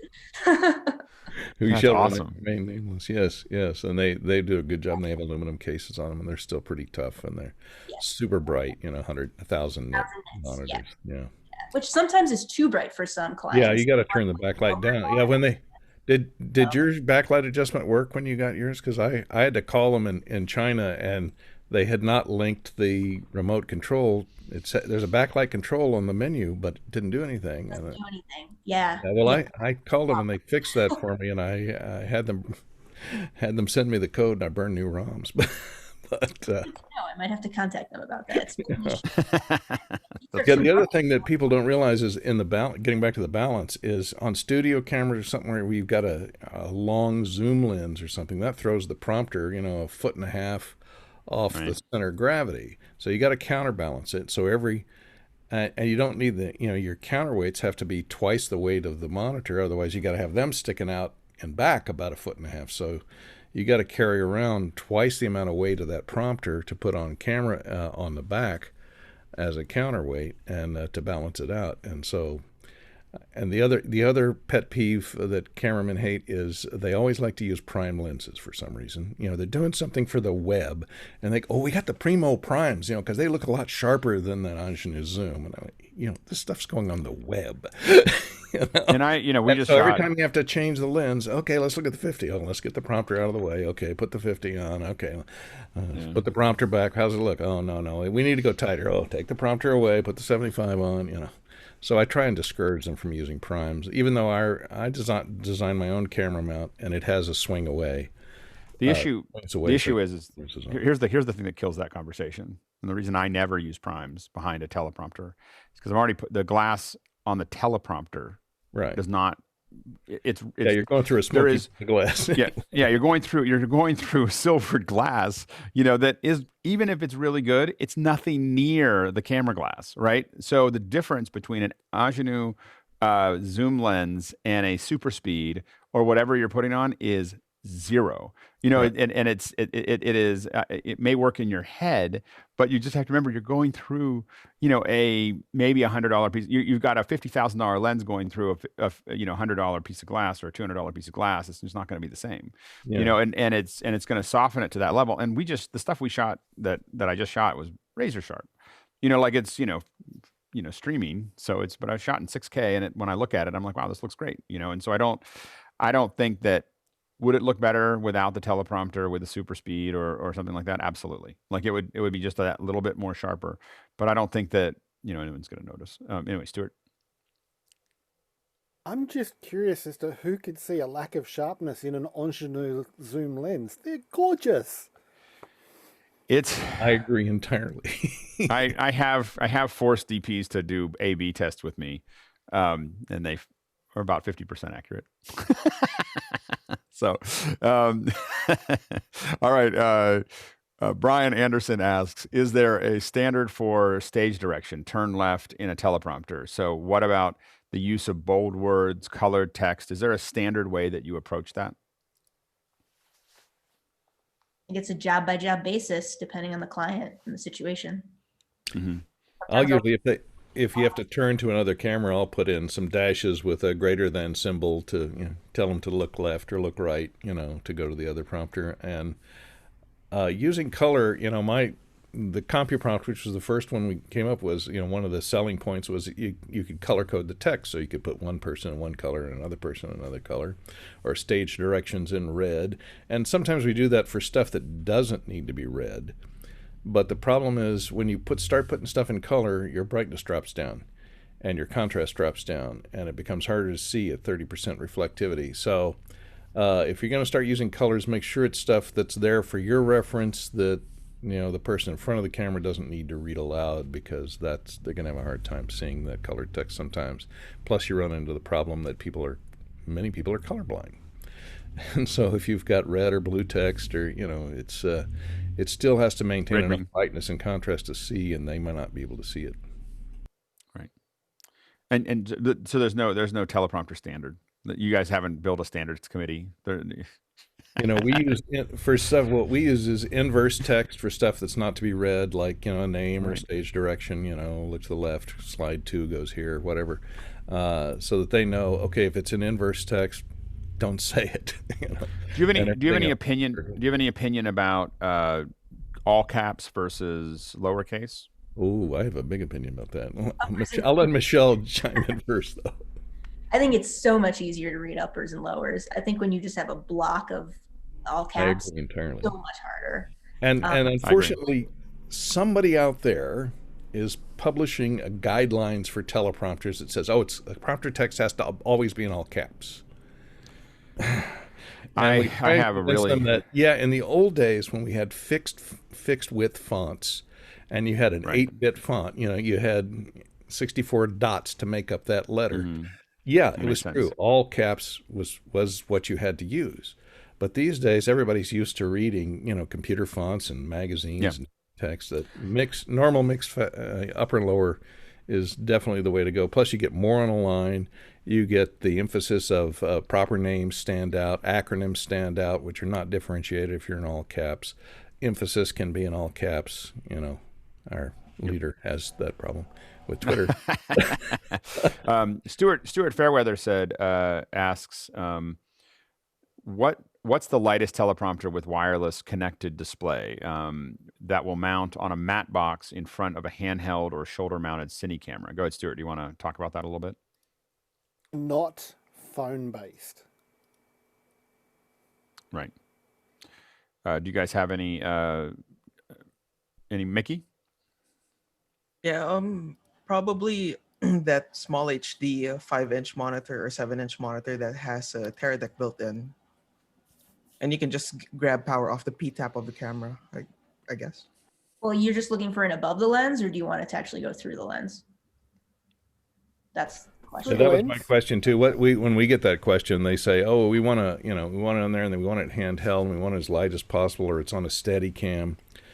And we have an 8-inch monitor that goes right above the lens, and they go, "But it's not in the lens. It's not in the lens." I said, "Well, if your actor is further away than about 4 or 5 feet, you'll never be able to tell the difference, because in a conventional prompter with a 15-inch beam splitter, their eyes are going from above the lens to below the lens all the time as they're reading and the text is scrolling. So if it's right above the lens, like right here, the difference they have to be pretty close to see the difference in eye line between the two. You can see it, but most people won't notice it, and that's what all the networks have been using. We just use I think we're using eYo-Yo 8-inch monitors, and it has all kinds of inputs in its plastic case and really light, and put it on a magic arm and attach it to the camera and go. And you can go handheld or Steadicam and outdoors. We used to have one that used to attach to our EX1 that was actually attached to the lens, and so then for handheld, and then we would attach it to a Teradek, and it was great because it was just like this little lens. It was just on the lens. The problem was it only worked with the EX1. Like it was actually like it was a mounted for it, and it would just hang on it, and that was super effective for us. But to your point, we've used more rails ever since, and we're using Lilliputs with the little ones we printed, and they work pretty well. Go ahead, Stuart. It tells me that I need to get into Jim at BKW and get the upper rails mount for the Scion to mount something too.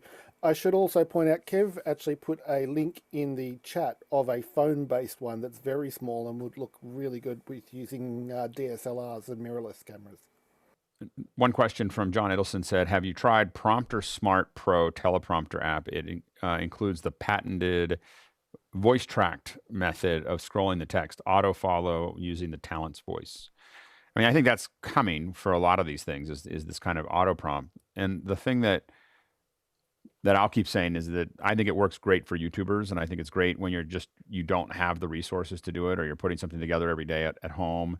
I can say that after years of working with teleprompt operators and working with Michelle, and even just last week, the value of a teleprompt operator is the fact that they are making adjustments and working with you on it.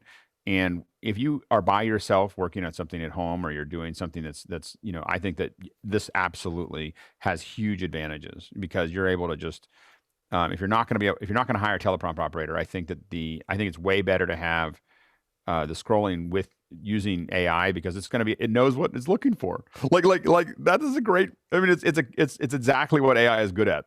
I'm going to say something. I only have to search a couple words to know what you're saying and figure out where I should be.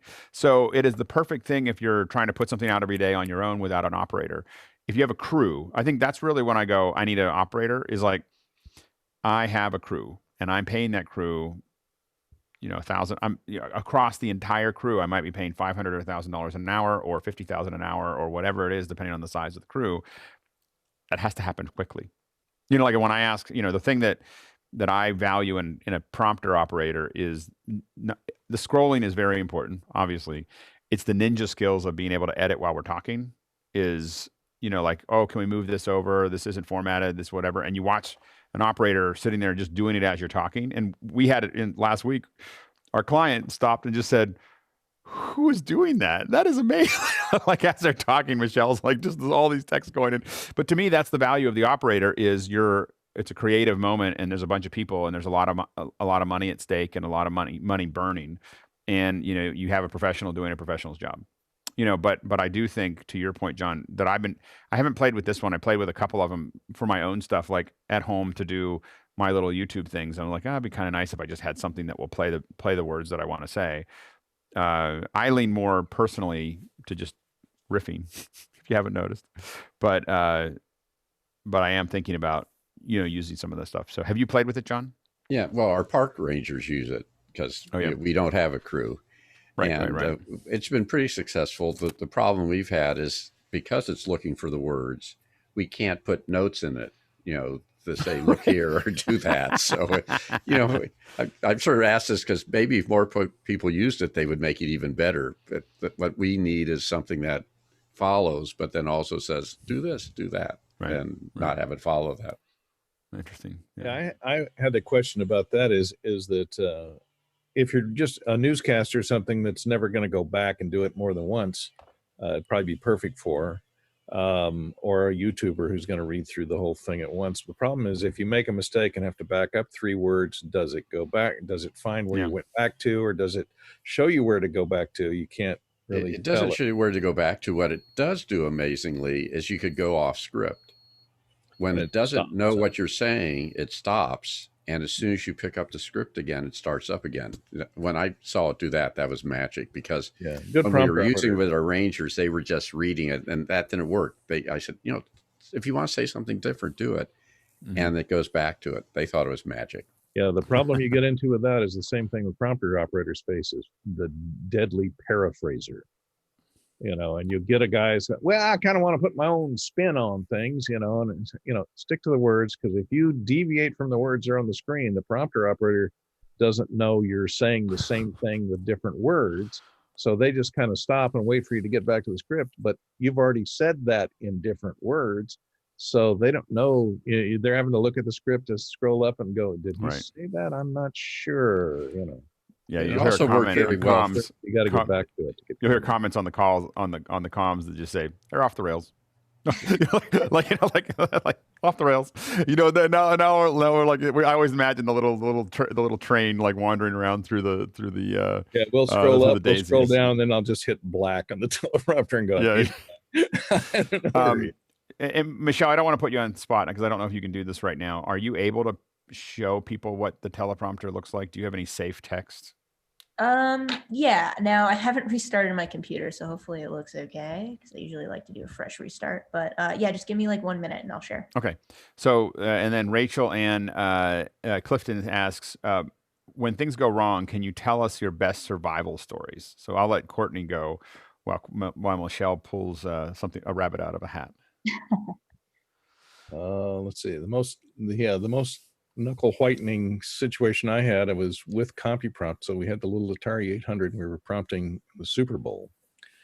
And we were doing the pregame show in Pasadena.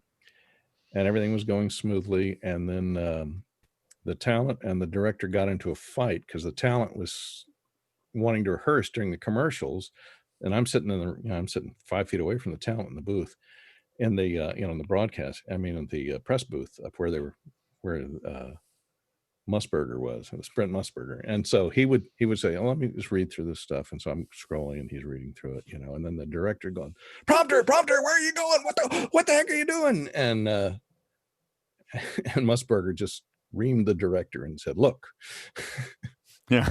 I'm rehearsing here. Don't be insulting me in my ear," because he had an IFB gun and could hear the director going, "Where the hell is Musburger going?" etc. And then I looked over at that point. So there was all that to deal with. They were warring between each other. And I looked over at my UPS, and it had switched over to batteries. Something had happened to my AC feed. Oh no! And we were live. And it's like, I'm trying to motion to a grip that was behind me to run me another stinger because whatever AC power had tripped a breaker or something somewhere, and I was running on batteries. I had about 20 minutes in a 2-hour pre-show. So luckily we got it plugged in just in time, and the computer never went down. That was a white knuckle moment for me. Well, the one thing I say about there's a few people watching. The one thing that you always try to explain to clients is when something happens, you can have unrelated things happen that you don't, it's taking people off their focus is dangerous because something else will fail. It's not the thing that you're talking about that will fail. It could be something else because now people aren't paying attention. And now, Michelle, we're still streaming to YouTube. Is this safe for you to push up? I can turn off. I can stop. It's fine. You okay? Yeah, okay, it's fine. Okay, great. Hopefully I don't get should be fine. So go ahead and so this is what it looks like in edit mode. Yeah, so this is edit mode. So scrolling through, and then if I go to prompt mode, that's prompt mode, and I have the margins tucked in just a little bit.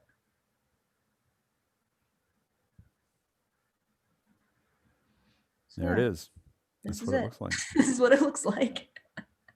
And and again, you end up with something that's not quite as smooth when you're in the room because of the frame rate and so on and so forth. But it's definitely readable. And we also have a lot of people on video right now too, so I'm sure that's sucking up some bandwidth. But yeah. Right. But it looks good. Triggering me hard. I'm trying to do the voiceover. I see a prompter and I go into that mode. I know. No, I was tempted to read it. Like, as soon as I see it. Thanks, Michelle. That's great. That gives you an idea of what it looks like. But yeah, we found that to be.